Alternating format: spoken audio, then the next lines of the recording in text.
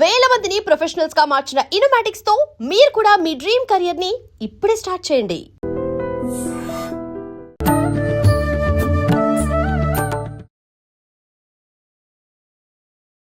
నమస్కారం, welcome to I dream. ధర్మ మార్గం విత్ విజిత కార్యక్రమానికి స్వాగతం. ప్రస్తుతం మనతో పాటు ఉన్నారు కాకినాడ కొప్పవరం గ్రామంలో ప్రణవ ఆశ్రమాన్ని నిర్మించి గత 5 సంవత్సరాల నుంచి కూడా ఆశ్రమంలో ఎంతో మందికి ఎన్నో రకాలుగా ప్రత్యేకించి వారు ఓంకారం పైన రీసెర్చ్ చేసి ఆ రీసెర్చ్ ద్వారా అసలు ఎలాంటి ఫలితం ఉంటుంది, ఓంకారం అనేది మన బ్రెయిన్ పై ఎలాంటి ప్రభావం చూపిస్తుంది, మనపై ఎలాంటి ప్రభావం చూపిస్తుంది అని ఒక రీసెర్చ్ చేసి రీసెర్చ్లో సక్సెస్ అయ్యి దాని తర్వాత ఎంతో మంది ఇప్పుడు ప్రస్తుతం ఇబ్బంది పడుతున్న విషయము మానసికంగా ఒక రకంగా ఇబ్బందులు పడి డిప్రెషన్కి వెళ్ళిపోయి ఎక్కువగా ఆడవాళ్ళనే చూస్తుంటాం. ఈ విషయంగా అంటే మగవారు లేరని కాదు, మగవారు కూడా ఉంటారు. చాలా డిప్రెషన్కి లోనయ్యి వాళ్ళు దాని నుంచి బయటపడలేక ఎన్నో ఇబ్బందుల పాలయ్యి మళ్ళీ నార్మల్ అయ్యి ఫ్యామిలీ లీడ్ చేసుకుంటూ అలా జీవనం కొనసాగించే వాళ్ళు ఉన్నారు. కొంతమంది జీవితాన్ని చాలించే వాళ్ళు ఉన్నారు. అటువంటి వారికి ప్రత్యేకించి ఓంకారం ద్వారా అమ్మగారు చేసిన రీసెర్చ్ ద్వారా వాళ్ళపైన అది ఎలా ప్రభావం చూపిస్తుంది, వాళ్ళని ఎలా బయటికి తీసుకురావచ్చు అని ఆ రీసెర్చ్ చేయడం జరిగింది. దానివల్ల చాలా మంచి రిజల్ట్ రావడం జరిగింది. దాని ద్వారా సుమారుగా ఒక 90 మంది ఆ డిప్రెషన్ నుంచి బయటికి రావడం జరిగింది. వారే పూజ్య శ్రీ శ్రీ సుమిత్రానంద సరస్వతి గారు. ఇప్పుడు అమ్మతో మాట్లాడి మరిన్ని విషయాలు తెలుసుకునే ప్రయత్నం చేద్దాం. నమస్తే మాతాజీ. నమస్తే విదిత్ గారు. నమస్తే అమ్మ, ఎలా ఉన్నారు? బాగున్నాను అమ్మ. ముందుగా మీరు మొదటిసారి మన స్టూడియోకి వచ్చారు. అసలు ఏంటి మీ గురించి ఒక 4 విషయాలు మన ప్రేక్షకులకు తెలియజేయాలనుకుంటున్నాను.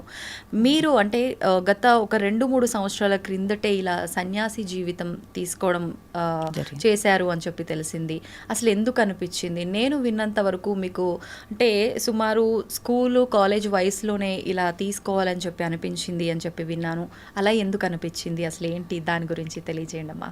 ఫ్యామిలీ పరంగా చూస్తే వాళ్ళు ముందు నుంచి స్పిరిచువల్లో ఉన్నారు. నా అన్వేషణ ఎంతసేపు సేవ చేయాలి, ఈ పవర్ దేంతో మనం అసలు నడుస్తున్నాము, ఈ ప్రపంచం అంతా ఏ శక్తి మీద ఆధారపడి ఉంది అనే విషయం మీద ఎక్కువగా నేను ప్రయాణం చేయటం జరిగింది. అలా చూసినప్పుడు మన ఋషులు మహాత్ములు ఎన్నో రకాల రీసెర్చ్ చేశారు. మనకి అగస్త్య మహాముని, భృగు మహర్షి వీళ్ళందరూ ఎంతో రీసెర్చ్ చేశారు.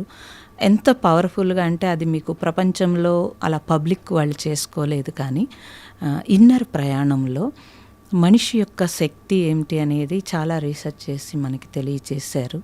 ఏ శక్తి ద్వారా ఈ ప్రపంచం అంతా నడుస్తోంది, అది మనం పరమాత్మ భగవంతుడు అనుకుని మీరు ఏ పేరు పెట్టుకున్నా కానీ తప్పనిసరిగా మన సంకల్పానికి కానీ పంచభూతాల యొక్క శక్తి కానీ అన్ని కనెక్టివిటీ ఉంది అని చెప్పి మన మునులు ఋషులు అందరూ కూడా ఎంతో తెలియచేశారు. ఆ తర్వాత సినిమాలు ఇవన్నీ కూడా వాటిని స్టోరీల కింద తీసి దాన్ని చాలా స్థూలంగా చూపించడం జరిగింది. కాబట్టి అందరూ కూడా దాని మీద ఒక పురాణం కిందో లేకపోతే స్టోరీ కిందో దాన్ని తీసుకున్నారు తప్పించి, అదే మీరు ఉదాహరణగా ఆత్మ అంటే ఒక దెయ్యమనో ఏదో అలా తీసుకున్నారు తప్పించి దాని పవరు, దాని శక్తి, మనిషిలో శక్తి ఏంటి అనేది కరెక్ట్గా తీసుకోలేకపోయారు. సో నా అన్వేషణ అంతా కూడా దాని మీద ఎక్కువగా వెళ్ళింది. కాబట్టి మనిషికి ఇంత పవర్ ఉండి, ఇంత జ్ఞానం ఉండి, ఇంత చిన్న చిల్లర విషయాలకి దుఃఖపడటం ఏంటి, ఇంత శక్తిని వృధా చేసుకుంటూ డిప్రెషన్కి వెళ్ళడం ఏంటి అనే దాని మీద ఎక్కువగా నేను ఫోకస్ చేయటం జరిగింది. దాని మీద భాగంగానే నా అన్వేషణ అంతా జరిగింది. కాబట్టి అలా జర్నీ స్టార్ట్ అయింది. ఎప్పటి నుంచి స్టార్ట్ చేశారు? చిన్నప్పటి నుంచే సామాజిక సేవ అనేది చిన్నప్పటి నుంచే ఉంది, కానీ అప్పుడు నాకు పూర్తిగా కుదరలేదు.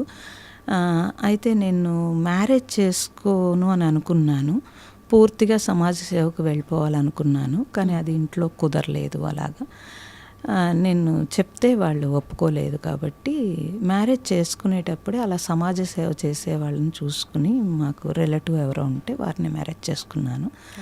ఇద్దరికీ అది సూట్ అయింది కాబట్టి ఇద్దరం సమాజ సేవ చేసుకోవాలని చేసేవాళ్ళం.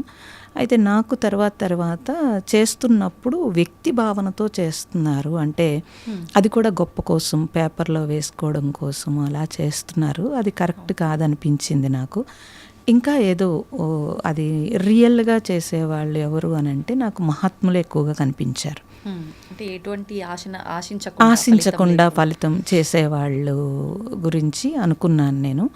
ఆ టైంలో నాకు తెలియదు, భగవాన్ రమణ మహర్షి ఎక్కువగా నాకు రావడము, ఆ విజన్ రావడము, తెలియడము, కనపడటము ఇవన్నీ జరిగితే అది తెలియలేదు నాకు. అంటే నేను స్పిరిచువల్లో అప్పుడు ఈ టైప్ ఆఫ్ బుక్స్ చదవడం కానీ అలా లేదు నేను. అందువల్ల పూర్తిగా సమాజ సేవలో ఉన్నప్పుడు నాకు అలా తెలిసినప్పుడు అప్పటికి నేను ఒక ఓల్డ్ ఏజ్ హోమ్ ముష్టి వాళ్ళకి ఆడవాళ్ళకి రన్ చేసేదాన్ని. నేను ఎవరో ఫ్రెండ్స్ తోటి ఎవరో గోచి పెట్టుకుని ఇలాగా పర్వతాలు ఇటు దగ్గర ఎవరో వస్తున్నారు, చేతిలో బౌల్ పట్టుకుని స్టిక్ పట్టుకుని ఉన్నారు అంటే మగవాళ్ళకి కూడా నువ్వేమన్నా ఆశ్రమం పెడతావేమో, అదే నీ డ్రీమ్ అయి ఉంటుంది, ఆ విజన్ వస్తుంది అని చెప్పారు. నిజం అనుకున్నాను. కానీ ఎక్కువగా ఆయన నుంచి నాకు ఎక్కువ ఏదో ఒకటి మెసేజ్ వచ్చేది. అరుణాచలం గిరి వచ్చేది, అది నడుస్తున్నా కూర్చున్నా ఏం చేసినా అన్నింట్లో. అప్పుడు అది చాలా 1 year చాలా అది ఏంటో తెలియలేదు అసలు. ఆ తర్వాత ఎవరినో అడిగితే అది నాకు ఒక క్యాసెట్ చూపించారు, ఈయన రమణ మహర్షి ఇలా ఉంటారు అని చెప్పారు. మీరు ఒకసారి వెళ్తే బాగుంటుందని చెప్పారు. తర్వాత అరుణాచలం వెళ్ళాను. ఫస్ట్ టైం అరుణాచలం వెళ్ళినప్పుడు నాకు తెలియకుండానే లోపలంతా ఒక చేంజ్. మెడిటేషన్ అంటే ఏంటో తెలియదు, కానీ మెడిటేషన్లో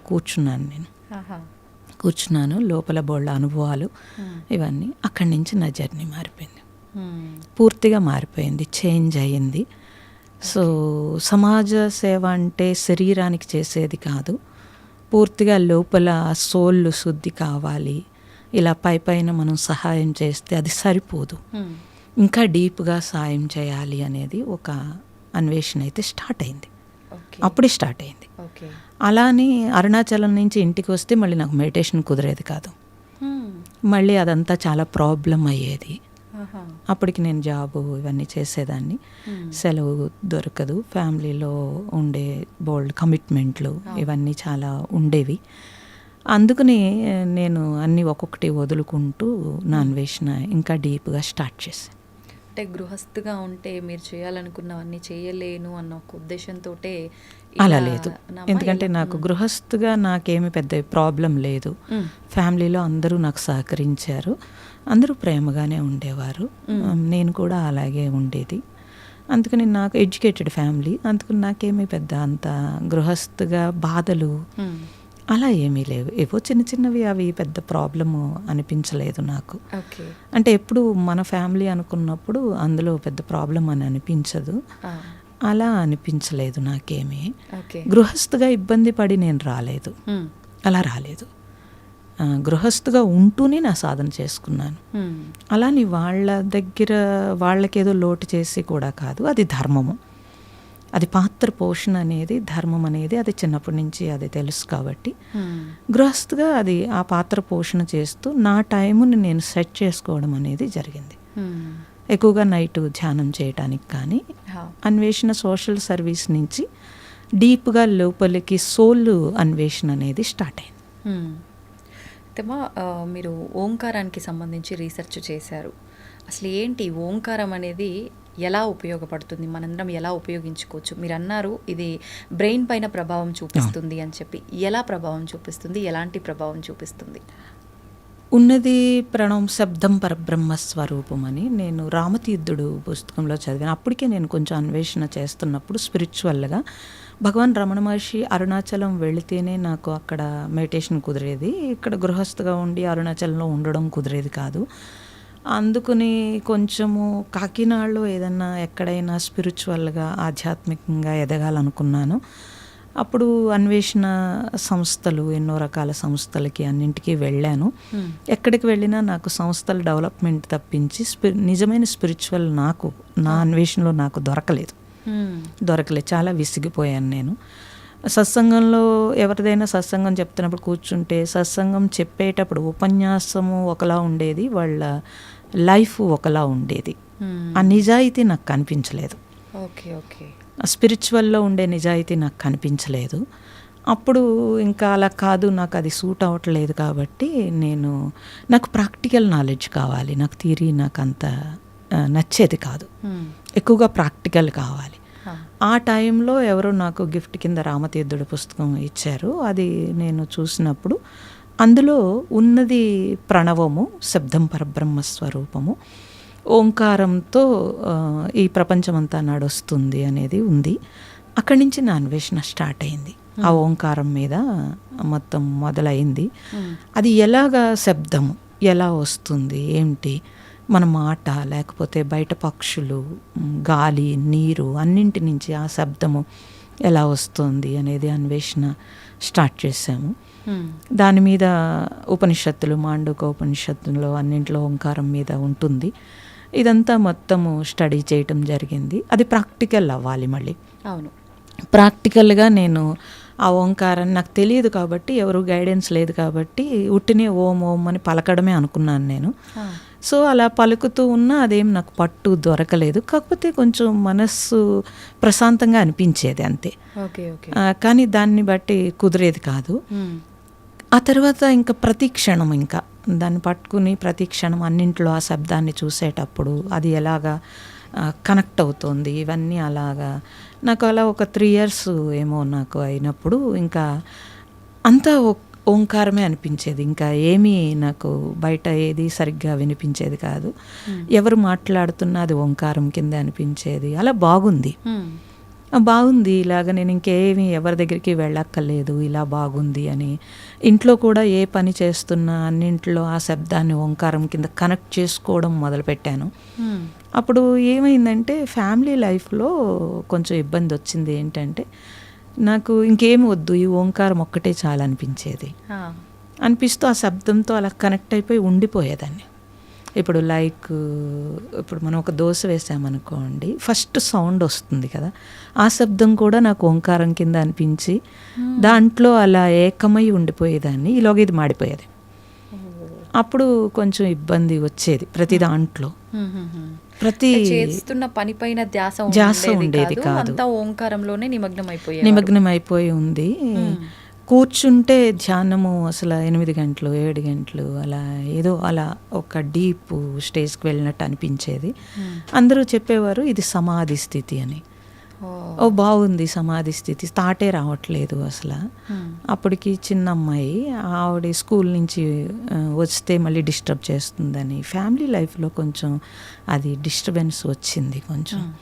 అందుకోసం ఎక్కడైనా ఆశ్రమాల్లో ఉండిపోవాలి, ఎక్కడికైనా వెళ్ళిపోవాలి అలా అనిపించేది. కానీ ధర్మం కాదు, అది ధర్మం కాదు. మనం తీసుకున్న పాత్ర పోషణ చేయాలి.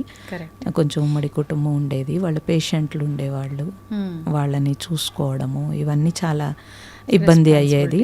రెస్పాన్సిబిలిటీని నేను తప్పించుకుంటున్నానేమో, అది కరెక్ట్ కాదు. అంటే తప్పించుకోలేను, అలా అని ఉండలేను. మెడిటేషన్ చేసుకోవాలి, టైం ఉండదు. ఈ ప్రాబ్లమ్ కొంచెం ఫేస్ చేశాను. అలాని వాళ్ళు ఎవరు ఇబ్బంది పెట్టలేదు, కానీ నాకు నేను ఇబ్బంది పడ్డాను. నన్ను ఎవరు రిస్ట్రిక్షన్ చేసి నువ్వు ఇది వద్దు అని నన్ను ఏమనలేదు, కానీ నాకు నేను ఇబ్బంది పడ్డాను. అంటే రెండు బ్యాలెన్స్ చెయ్యలేకపోవడం అనేది నేను ఇబ్బంది పడ్డాను. ఆ టైంలో నేను అరుణాచలం వెళ్ళిపోయి అక్కడ నేను కూర్చుని నేను రమణ మహర్షిని, నాకు ఇదంతా విడుదల చేసే, నేను ఇక్కడే ఉండిపోతే బాగుండు అనిపించే స్థితి ఉండేది. ఎక్కువగా వెళ్ళిపోవడము ఇవన్నీ చేసేదాన్ని. ఆ టైంలో అక్కడ నేను మెడిటేషన్ హాల్లో మెడిటేషన్ చేసుకుంటున్నప్పుడు సుబ్రహ్మణ్య పోటీ గారని కేరళ వారు, నేను డిస్టర్బెన్స్ అవుతుందని బయటకు వచ్చేస్తుంటే నా వెంటపడి నాకు తెలియచేశారు, ఇలా కాదు సాధన, నువ్వు ఇంకా డీప్గా వెళ్ళొచ్చు, నేను చెప్తాను అంటే. వద్దు, నాకు అప్పటికే గురువులు అంటే నాకు నమ్మకం లేదు, వద్దు, నాకు ప్రాక్టికల్ నాలెడ్జ్, నాకు ఆల్రెడీ ఓంకారము నేను చేసుకుంటే నాకు వద్దు అంటే. కాదు, ఒక గురువు అవసరం అని చెప్పారు ఆయన. అంటే లేదు, ఆత్మే గురువు అని పుస్తకాలు చదివి ఆత్మే గురువు తప్పించి బాహ్య గురువు అవసరం లేదు అని నేను చెప్పాను. భగవాన్ అవసరం అండి, అవసరం అని తర్వాత తెలుసుకున్నాను. నిన్ను నువ్వు తెలుసుకోమన్నాడు కాబట్టి నన్ను నేను తెలుసుకుంటున్నాను కాబట్టి నాకు అవసరం లేదని చెప్పాను. కాదని వారు వెంటపడి నాకు కాకినాడ వచ్చి చాలా వెంటపడ్డారు. వెంటపడి సరే నా దగ్గర కూర్చో నువ్వు, అప్పుడు చూద్దామన్నారు. వారి దగ్గర కూర్చుంటే అంతకుముందు 8 గంటలు 10 గంటలు చేసే నేను వారి దగ్గర ఒక్క నిమిషం కూడా కూర్చోలేకపోయాను. ఎందుకని? వాళ్ళ పవర్ అలా ఉంది, వాళ్ళ శక్తి అలా ఉంది.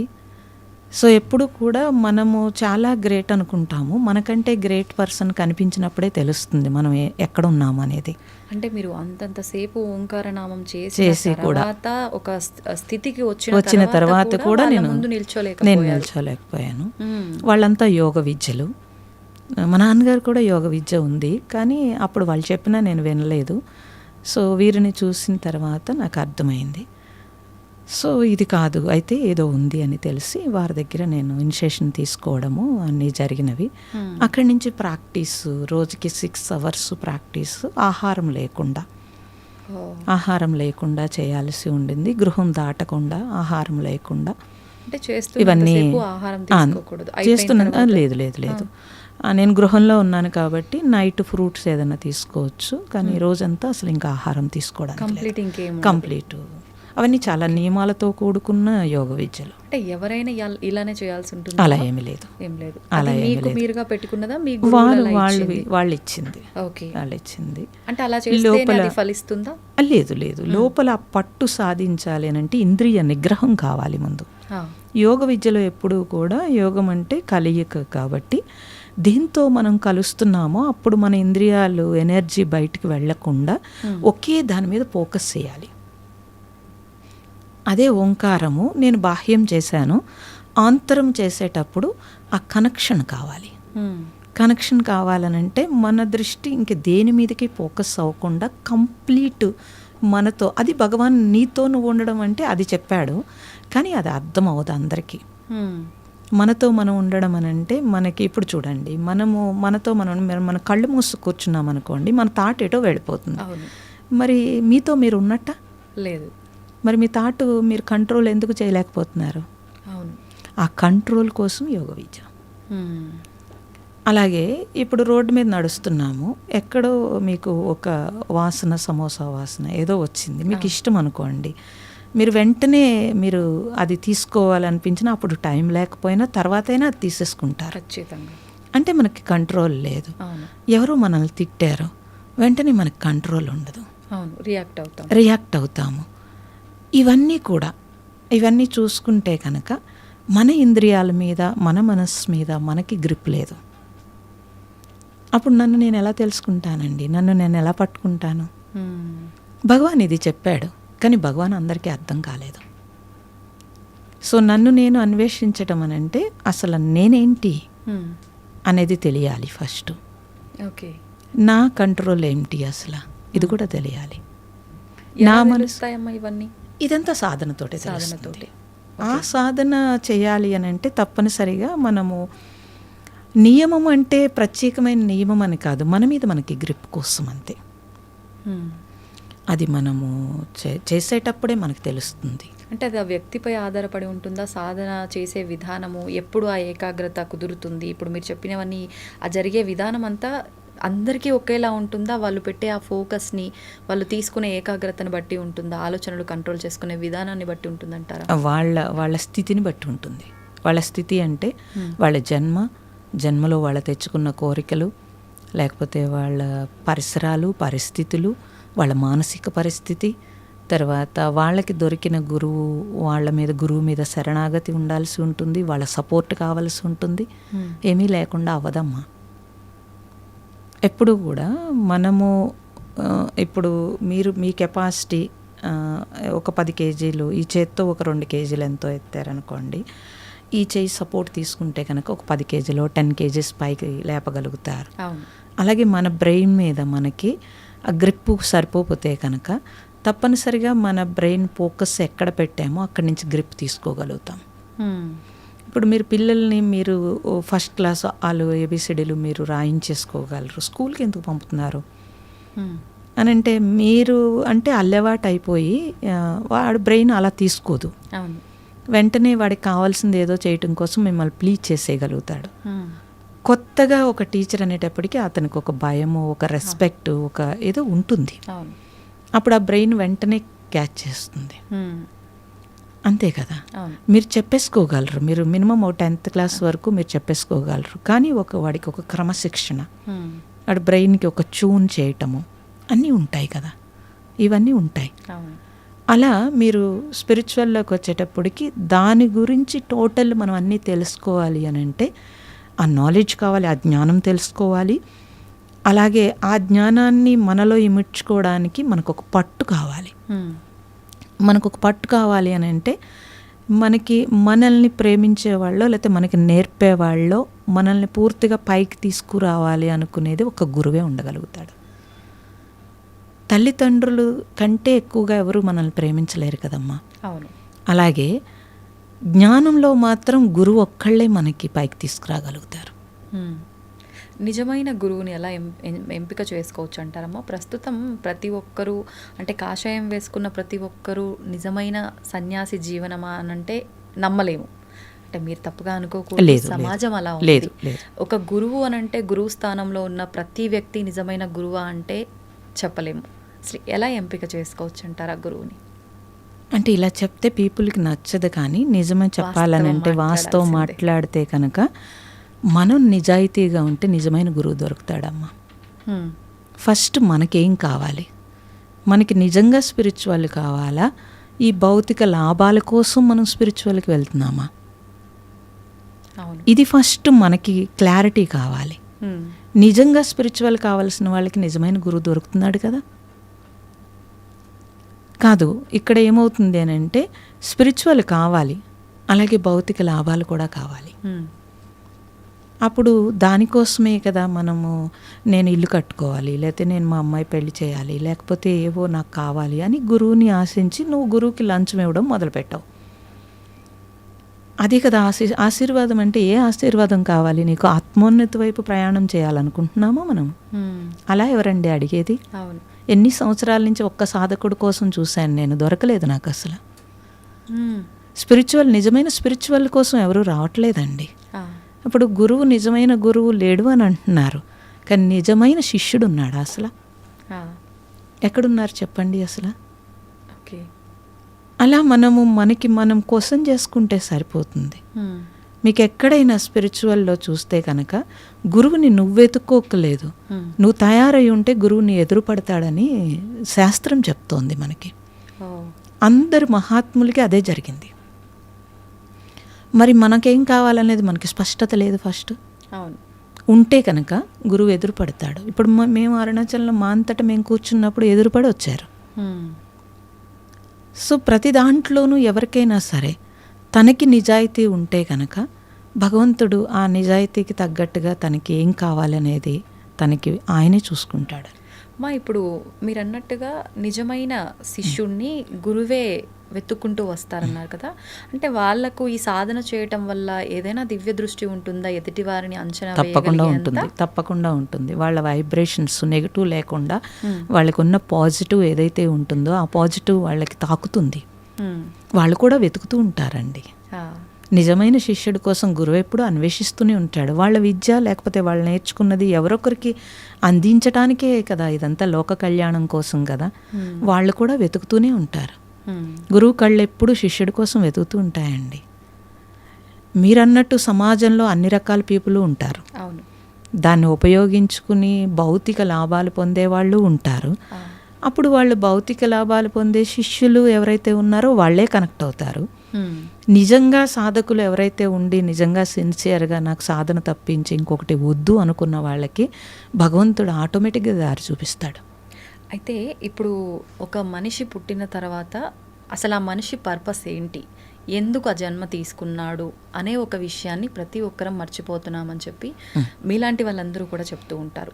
అసలు ఏంటి, ఇప్పుడు నేను ఒక జన్మ తీసుకున్నా, నేను పుట్టిన తర్వాత ఒక వయసు వచ్చే వరకు తల్లి పెంపకము, తర్వాత వాళ్ళ పెంపకంలో ఉంటూనే స్కూల్స్, కాలేజెస్, తర్వాత మ్యారేజ్ లైఫ్, తర్వాత నా పిల్లలు, నా రెస్పాన్సిబిలిటీస్, వీటిపైనే నా ఫోకస్ వెళ్తుంది. మీరన్నట్టుగా వీటితో పాటు భగవంతుడిపై నాకు నిజమైన భక్తి ఉండొచ్చు, ఉండకపోవచ్చు.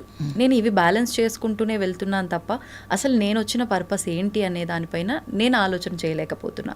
ఎలా తెలుస్తుంది అసలు మనం ఏ పర్పస్ మీద వచ్చాము? ఈ జీవనం ఇలా కొనసాగించి మళ్ళీ పుట్టుక, చావు, ఇది ఈ కంటిన్యూ ఈ సర్కిల్ ఇలా జరగటమేనా? అసలు ఏంటి, ఎలా తెలుస్తుంది నా జన్మకు అసలు అర్థం ఏంటి, నేను ఎందుకు వచ్చాను అని? మీకే అనిపిస్తూ ఉంటుంది. మీకు చేస్తున్న పని మీద విసుగు, చిరాకు, లేకపోతే ఏదో ఇబ్బంది, లేకపోతే బాధ వచ్చినప్పుడల్లా మీకు అనిపిస్తూనే ఉంటుంది ఇది కాదు జీవితం అని. ఎవ్వరికీ అనిపించకుండా ఉండదు అసలు. ప్రతినిత్యం అనిపిస్తూ ఉంటుంది ఇది కాదు జీవితం అని అనిపిస్తూ ఉంటుంది. అనిపించినా సరే మనకున్న కోరికలు, మనకున్న ఆశలు, లేకపోతే కమిట్మెంట్లు, మనకున్న పరిస్థితులకి మనం లొంగుతూ ఉంటాం. వాస్తవం. తప్పనిసరిగా అందరూ లొంగుతారు. అందుకు ఎవరైనా సరే అసలు వచ్చింది ఎందుకు అనేది అందరూ అన్వేషించినా అన్వేషించకపోయినా మరణం తెలియచేస్తోంది. ఇక్కడి నుంచి ఏమీ తీసుకువెళ్ళట్లేదు, అన్నీ వదిలేసి వెళ్ళిపోతామని తెలియచేస్తోంది. తర్వాత మనం ఏ పని అయితే చేసామో ఆ పని నుంచి మనకి ఎప్పుడైనా సరే రిజెక్షన్ కానీ, తిట్లు కానీ, లేకపోతే ఇబ్బందులు కానీ వచ్చినప్పుడు మనకి విసుగొస్తుంది. అప్పుడు ఉదాహరణ ఏదైనా చెప్పగలుగుతారమ్మా దీనికి? ఇంట్లో పిల్లలు కానీ, లేకపోతే భర్త కానీ, లేకపోతే మీ చదువుకున్న చదువు, జాబ్ కానీ మీకు సాటిస్ఫాక్షన్ రానప్పుడు, మీరు వాళ్ళు ఏదైనా మనల్ని అన్నప్పుడు తప్పనిసరిగా మనకు అనిపిస్తుంది కదా. అవును, అనిపిస్తుంది. అప్పుడు మీరు ఏం చేస్తారు? సహజంగానే కాదు, ఒక వయసు వచ్చిన తర్వాత అయినా సరే మనం ఏమనుకుంటాము, ఇది కాదు స్పిరిచువల్ లైఫ్ అని కొంచెం అన్వేషణ స్టార్ట్ చేస్తారు. నేనేమంటానంటే, అందుకు స్పిరిచువల్ లైఫ్ స్టార్ట్ చేసావా? ఒరిజినల్గా మన సోల్ ఏమిటి, అసలు మనం ఎక్కడి నుంచి వచ్చామో, ఇప్పుడు ఏం చేస్తున్నాము, తిరిగి ఎక్కడికి వెళ్తాము అని అన్వేషణ స్టార్ట్ చేస్తే కనుక తప్పనిసరిగా ఎవరికి వాళ్ళకి తెలుస్తుంది. ఈ సోల్ సమాధానం దొరుకుతుంది. ఈ సోల్ అసలు ఎందుకు వచ్చింది, అసలు ఏ పర్పస్ మీద వచ్చింది. సరే మీరన్న పరిస్థితిలో ఫ్యామిలీయో అది ఎన్ని రోజులో ఉండదు. ఒక 20 years వస్తే పిల్లలు మన దగ్గర ఉండరు. వాళ్ళు 20 అక్కర్లేదు, ఇదివరకైతే 20, ఇప్పుడు 10 yearsకి నువ్వు నాకు అక్కర్లేదు, నువ్వేమన్నా మనీ పే చేస్తే నేను నా సంగతి నేను చూసుకుంటాననే పరిస్థితి వచ్చేసింది. సో వాళ్ళు కూడా మన దగ్గర ఉండడానికి ఇష్టపడట్లేదు. ఎంత దూరంగా ఉంటే అంత ప్రేమ ఉంటుంది, అది తెలుస్తుంది మనకు కూడాను. అప్పుడు మన పర్పస్, లేకపోతే వాళ్ళ చదువు, వాళ్ళ మ్యారేజ్ అయిపోయిన తర్వాత అయినా సరే మనం ఒంటరి అవుతాం. భార్యాభర్తలు ఇద్దరు ఉన్నా కూడా సెల్ ఫోన్ వచ్చిన తర్వాత ఎవరికి వాళ్ళే ఒంటరి, ఇంకా అసలు ఆ కమిట్మెంట్లు కూడా పోయినాయి. అప్పుడు నీ టైం అలా సెల్ ఫోన్తో గడిపిన కొద్ది రోజులు బాగుంటుంది, తర్వాత బోర్ కొట్టేస్తుంది. అందుకే కదండి అందరూ యాత్రలకు వెళ్ళడమో, లేకపోతే ఇంకో దానికి ట్రిప్పులకు వెళ్ళడమో, ఏదో చేసి కాసేపు మనస్సుని చేంజ్ చేస్తున్నారు. మనస్సుని హుషారు తెచ్చుకోవడం కోసము డబ్బు ఖర్చు పెట్టి ఏవో చేసుకుంటున్నారు. కానీ ఎన్ని చేసినా మళ్ళీ బ్యాక్ టు బ్యాక్ మన ఇంటికి రావాలి. వాస్తవం. అదే ప్రాబ్లమ్స్, సపోర్ట్, అన్నీ కావాలి, అన్నీ ఉంటాయి. మళ్ళీ సపోర్ట్ కూడా కావాలి, మానసికంగా మనకి కావాలి. నేనేం చెప్తున్నానంటే, అది నువ్వు చేసుకుంటూనే నీ అన్వేషణ, అసలు ఈ సోల్ ఎందుకు వచ్చింది, అసలు అందరం ఒకలా పుట్టట్లేదు కదా, అందరం ఒక చోట పుట్టట్లేదు, అందరి లైఫ్ ఒకలా లేదు, ఎందుకు అలా ఉంది అంటే అది ప్రారంధము, లేకపోతే ముందు చేసుకున్నది, లేకపోతే ఇప్పుడు చేసుకుంటున్నది, స్వయంకృత అపరాధం, వీటన్నింటితో చేంజ్ అవుతోంది. మన థాట్లో కూడా మనకి చేంజ్ అవుతోంది. ఇవన్నీ చూసినప్పుడు మనం మారాలని తెలుస్తోంది. మారాలి, మనకి మనం ఎలా మారాలి, ఎలా మన జీవితాన్ని నడపాలి అనేది మనకి తెలుస్తోంది. అందుకే అన్వేషిస్తున్నారు మనుషులందరూ. దాన్ని కాలక్షేపం చేస్తున్నారు తప్పించి ఆ కాలాన్ని. ఎవరైనా సరే నిజంగా మీరు ఒక చదువు మీద పెడితే దాన్ని సక్సెస్ అవుతున్నారు, ఒక జాబ్ మీద పెడితే సక్సెస్ అవుతున్నారు, పిల్లల మీద పెడితే పిల్లలు సక్సెస్ అవుతున్నారు.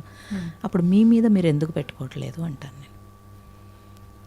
మిగతా టైం అంతా ఫ్యామిలీకి ఇచ్చేసినా మీకంటూ ఎంతో కొంత టైం ఉంటుంది కదా, ఆ టైం మీ మీద మీరు ఫోకస్ పెట్టుకున్నప్పుడు ఆటోమేటిక్గా మీరు వెళ్తారు. మేము గృహంలో ఉండే కదమ్మా అన్వేషించింది, గృహంలో ఉండే అన్నీ చేసుకున్నాం కదా.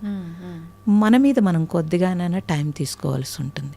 మన మీద మనం టైం తీసుకుంటున్నారు, పార్టీలకో పెళ్ళిళ్ళకో వెళ్ళినప్పుడు అన్నీ కొనుక్కోవడానికో, రెడీ అవ్వడానికో, తిరగడానికో అన్నీ టైం తీసుకుంటున్నారు కదా. అవన్నీ టెంపరరీ చేస్తున్నారు. అసలు మనము మానవ జన్మ ఇంత ఉత్తమమైన జన్మ అని తెలుసు కదా అంతాను. మిగతా ఏ ప్రాణికి లేని అవకాశం మనకు ఉంది కదా. అప్పుడు మన మీద మనం టైం ఎందుకు పెట్టుకోవట్లేదు? అలా మీరు పెట్టుకున్నప్పుడు మీ గురించి మీరు కొద్దిగా శ్రద్ధ తీసుకుంటారు. అట్లీస్ట్ పోనీ స్పిరిచువల్ వదిలేయండి, మీ హెల్త్ గురించైనా మీరు ఎందుకు కేర్ తీసుకోవట్లేదు? అది మళ్ళీ రేపొద్దుట మనల్ని సఫర్ చేస్తుంది, మనతో పాటుగా మన ఫ్యామిలీని సఫర్ చేస్తుంది. అవును. మన పిల్లలైనా మనం అమ్మ నాన్నకి ఒంట్లో బాగాలేదంటే వాళ్ళు ఎక్కడ ఉన్నా సఫర్ అవుతారు. అందరికీ తెలుసు కదమ్మా, ఎవ్వరూ కూడా హ్యాపీగా చనిపోవాలని ఉంటుంది, అంతేకాని సఫర్ అవుతూ చనిపోవాలని ఉండదు. ఉండదు. అట్లీస్ట్ జీవించి ఉన్నంత వరకైనా మన హెల్త్ లేకపోతే మన మైండ్ అన్నీ మన కంట్రోల్లో ఉండేటట్టయినా మనం చేసుకోవడమే నిజమైన ఆధ్యాత్మికత. అంతేకాని స్పిరిచువల్ అంటే అది వేరు కాదు. జీవితం వేరు, ఆధ్యాత్మికత వేరు అనుకోవడం పెద్ద తప్పు. ఈ జీవితమే ఆధ్యాత్మికత. ఇప్పుడు మీరు చెప్పిన దాన్ని బట్టి నాకు అనిపించింది ఇందాక, అంటే ప్రశాంతత కోసం ఎటైనా వెళ్ళాలి అనుకోవడం వాస్తవం. ప్రతి ఒక్కరికి ఏదో ఒక సమయంలో అనిపిస్తూ ఉంటుంది.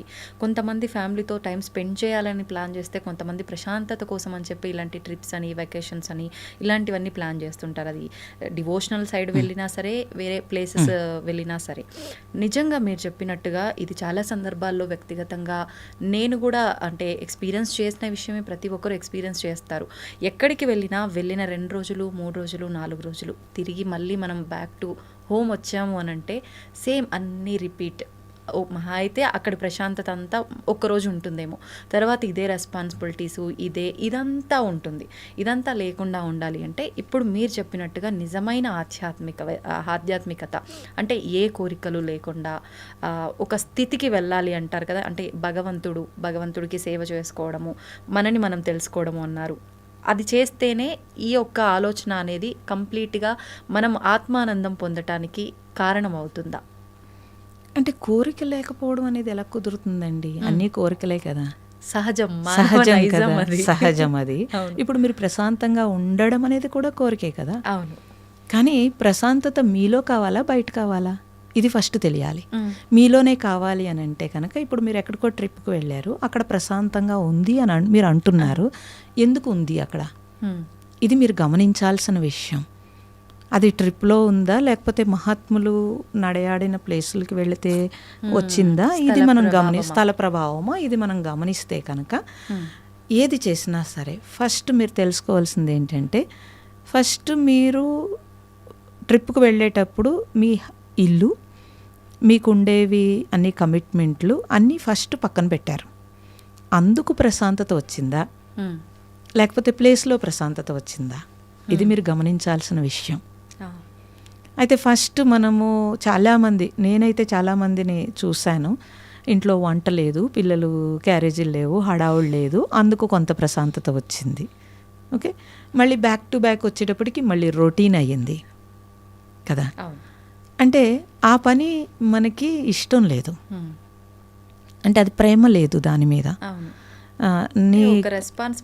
పాత్ర పోషణ లేదు, తప్పదు అని చేస్తున్నాం, పాత్ర పోషణ లేదు. పాత్ర పోషణ ఉంటే కనుక మన పూర్వీకులమ్మ, మీరు పూర్వీకులను చూసుకోండి, మీ అమ్మమ్మ గారినో లేకపోతే అమ్మగారినో చూసుకోండి, వాళ్ళెవ్వరూ కూడా వాళ్ళ ధర్మం తప్పలేదు. వాళ్ళ పాత్ర పోషణే వాళ్ళ జీవితం అనుకున్నారు. అసలు వచ్చిందే అందుకు, ఇక్కడికి వచ్చిందే మన సోల్ ఏంటంటే మనం ఇక్కడ ఉన్న రుణాలను తీర్చుకోవడానికి అసలే కదా. రుణానుబంధ రూపేణ పశుపత్ని సుతాలయ అన్నారు. సో అన్ని రుణాలతోటి ఇంత బ్యాగేజ్తో వచ్చాం. వచ్చినప్పుడు ఈ బ్యాగేజ్ని ఇక్కడ వదిలించుకుని మానవ జన్మ కాబట్టి జ్ఞానంతో ఇంకా బ్యాగేజ్ ఖాళీ చేసుకుని వెళ్ళాల్సి ఉంది. ఈ ఒక్క విషయం తెలిస్తే మనుషులకి చాలు. బ్యాగేజ్తో వచ్చామని తెలియట్లేదు. ఈ బ్యాగేజ్ని మోస్తూ ఇంకొంచెం బ్యాగేజ్ని తెచ్చుకుంటున్నారు, మూటగట్టుకుంటున్నారు. ఎలాగూ చేస్తున్నారు పని, ఎలాగూ పిల్లల్ని పెంచటము అన్నీ ఎలాగూ చేస్తున్నారు, కానీ అది ధర్మంగా చేయట్లేదు, సక్రమంగా చేయట్లేదు. లేకపోతే నిన్నటిది మొన్నటిది ఫ్రిడ్జ్లో పెట్టి మళ్ళీ వాడు ఆరోగ్యం పాడు చేయడం ఏంటండి పిల్లలకు కూడా? పూర్వం చేశారమ్మా అసలు లేదు, మరి ఇప్పుడు ఎందుకు చేస్తున్నారు? పోనీ అలానే ఉద్యోగం చేసే ఆడవాళ్ళ కోసం అదంతా చేశారు పోనీ అనుకుందాం. ఉద్యోగం లేని వాళ్ళు ఏం చేస్తున్నారు అసలు? గృహంలో చాలా పని ఉంటుంది, నేను కాదన్ను, గృహంలో చాలా పని ఉంటుంది, కానీ ఆ పనిని పర్ఫెక్ట్గా చేసుకుంటే కనుక చాలా ఈజీగా ఉంటుంది. చాలా స్పీడ్గా మీరు మార్నింగ్ బయలుదేరి వచ్చేయాలి అని అంటే కనుక మీరు ఏదైనా కొంచెం ముందు రోజు తయారు చేసి పెట్టుకోవడం తప్పని నేను చెప్పట్లేదు. కానీ అసలు ఇంట్లోనే ఉండి కూడా వారం రోజులకి మనం ఒక పిండి తయారు చేసి ఫ్రిడ్జ్లో పెట్టుకుంటామండి. మరి ఇంట్లో వాళ్ళ పొట్ట ఏమైపోతుంది? అది అసలు ఎవరు ఆలోచించరు. అప్పుడు ఎలా ధర్మం పాటించాం? హ్మ్. సో 10 మంది పిల్లలుండి 15 మంది పిల్లలుండి ఇన్ని ఫెసిలిటీస్ లేనప్పుడు వాళ్ళెవరూ అలా బద్దకించలేదు. అవును. ఎవరికి ఏ టైంకి ఏం కావాలో వాళ్ళు పరుగు పెట్టి చేశారు, ప్రేమతో చేశారు. ఇప్పుడున్నట్టు అడ్వాన్స్ ఏది టెక్నాలజీ కూడా లేదు. ప్రతిదీ లేదు. వాళ్ళ స్వహస్తాలతో చేసుకున్నారు, ఆరోగ్యంగా ఉన్నారు, ఆనందంగా జీవించారు. కుటుంబం అంటే అందరూ ఒక ప్రేమతోటి ఒక యూనిటీతో ఉన్నారు.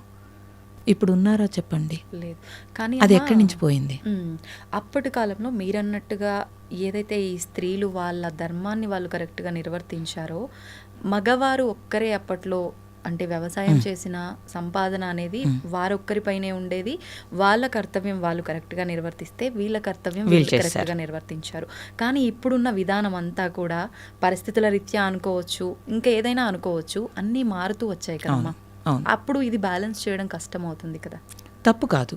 ఇప్పుడు సంపాదన ఇద్దరు సంపాదించకపోతే కనుక జీవితం గడవదు కాబట్టి తప్పు కాదు. కానీ నేను చూస్తున్న ఫ్యామిలీస్లో కూడా ఇద్దరు జాబ్ చేస్తూ, ఈవెన్ అమెరికాలో నేను ఇప్పుడు క్లాసెస్ వేదిక్ యూనివర్సిటీ ఓంకారము మీద రీసెర్చ్ చేసే వాళ్ళకి అవి కూడా చెప్తాను. ఎవ్రీ ఇయర్ అమెరికా వెళ్తానండి. అక్కడ కూడా చూస్తున్నాను సైంటిస్టులు పెద్ద పెద్ద వాళ్ళు కూడా వాళ్ళు హోమ్ ఫుడ్ తయారు చేసుకుంటారు. అస్సలు టైం లేకపోయినా రెడీమేడ్ ప్యాక్డ్ ఫుడ్ తీసుకోరు అసలు. ఈవెన్ బ్రెడ్ కూడా తయారు చేసుకుంటారు. ఎలా చేసుకుంటున్నారు వాళ్ళు? అంటే వాళ్ళ ప్లానింగ్లోనే ఉందండి లైఫ్ ప్లానింగ్లోనే ఉంది. ఇప్పుడు మేము కూడా ఎన్నో సోషల్ సర్వీస్ చేసినా ఎంత చేసినా ఇప్పుడు కూడా ఆశ్రమంలో ఆర్గానిక్ పండిస్తాము, పొయ్యి మీద వండుతాము. నాకు ఇప్పటికీ రోజు చెప్తారు, అమ్మ ఇది ఒక్కటే కదా గ్యాస్ మీద పెట్టేద్దామా అని అడుగుతారు. నో, వద్దు, కట్టెల పొయ్యి మీదే చేయండి. సన్ రైజ్ పడుతూ ఉంటే అది మనం తినేటప్పుడు అది మీకు హెల్దీ ఫుడ్, నెమ్మదిగా అలవాటు పడతారు. టైం సరిపోదు అంటారు, మీరు చేస్తుంటే టైం సరిపోతుంది. ఇప్పుడు మేమే పండించుకుంటాము, మేమే వండుతాము, మేమే ఆశ్రమం చూసుకుంటాము, క్లాసెస్ చెప్తాము, అన్నీ చూస్తాము. ఎలా టైం సరిపోతుంది అంటే అక్కడ ఇప్పుడు మేనేజ్ చేసుకోవడం అంటాము. మనము టైము మేనేజ్ చేసుకోవడం చేత కానప్పుడు ఇవన్నీ వస్తాయండి.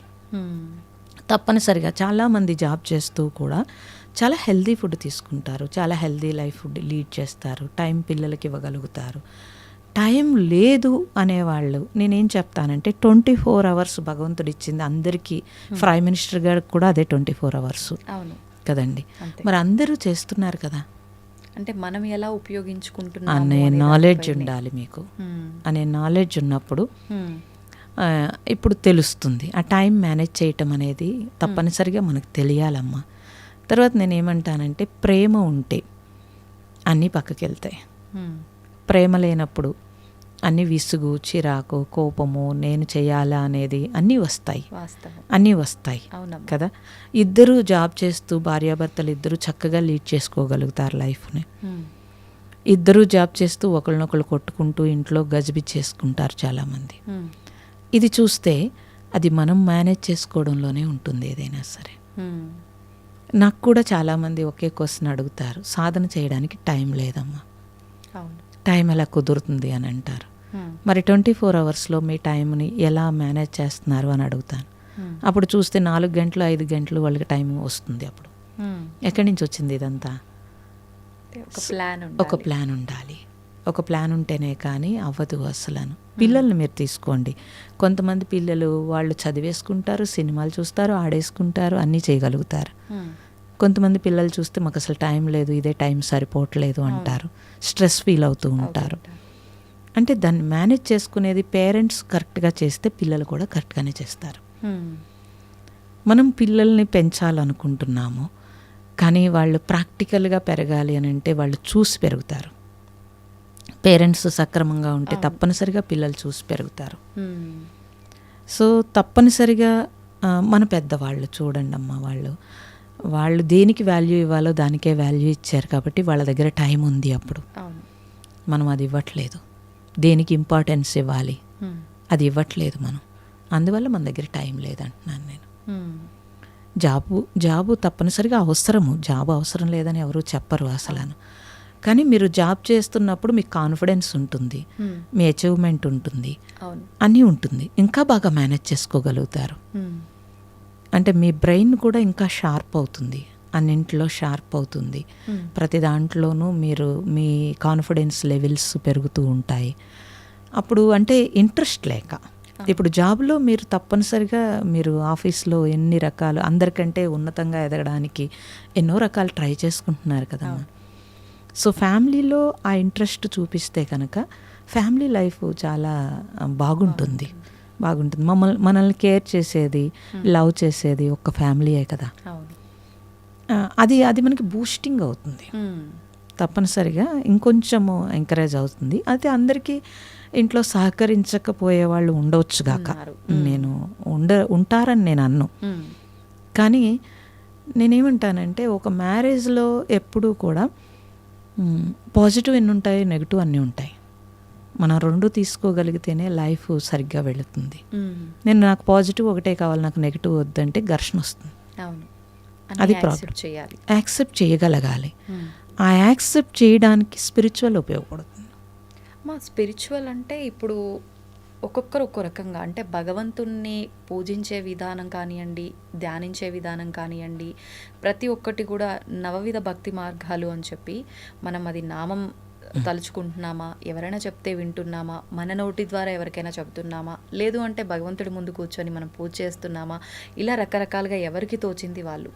ఇదంతా నేనేం చేయను, కూర్చొని ఒక నామము లేదు, ఏదీ లేదు, నా పాటికి నేను సైలెంట్గా అలా నమస్కారం చేసుకొని కూర్చుంటా అనంటే అలా చేసుకున్నా కూడా అది సాధన కిందే వస్తుందా? మీరన్నట్టుగా ఒక స్థితికి వెళ్ళే అవకాశం ఉంటుందా? లేదు అనంటే ఏదో ఒక నామాన్ని, ఇప్పుడు మీరు చెప్పినట్టుగా ఓం అనే దాన్ని మీరు తీసుకున్నారు, ప్రణవాన్ని, అలా ఏదైనా ఖచ్చితంగా భగవంతుడి నామాన్ని కానీ ఏదైనా మంత్రాన్ని కానీ తీసుకోవాల్సి ఉంటుందంటారా? మీ మానసిక పరిస్థితిని బట్టి ఉంటుందమ్మా.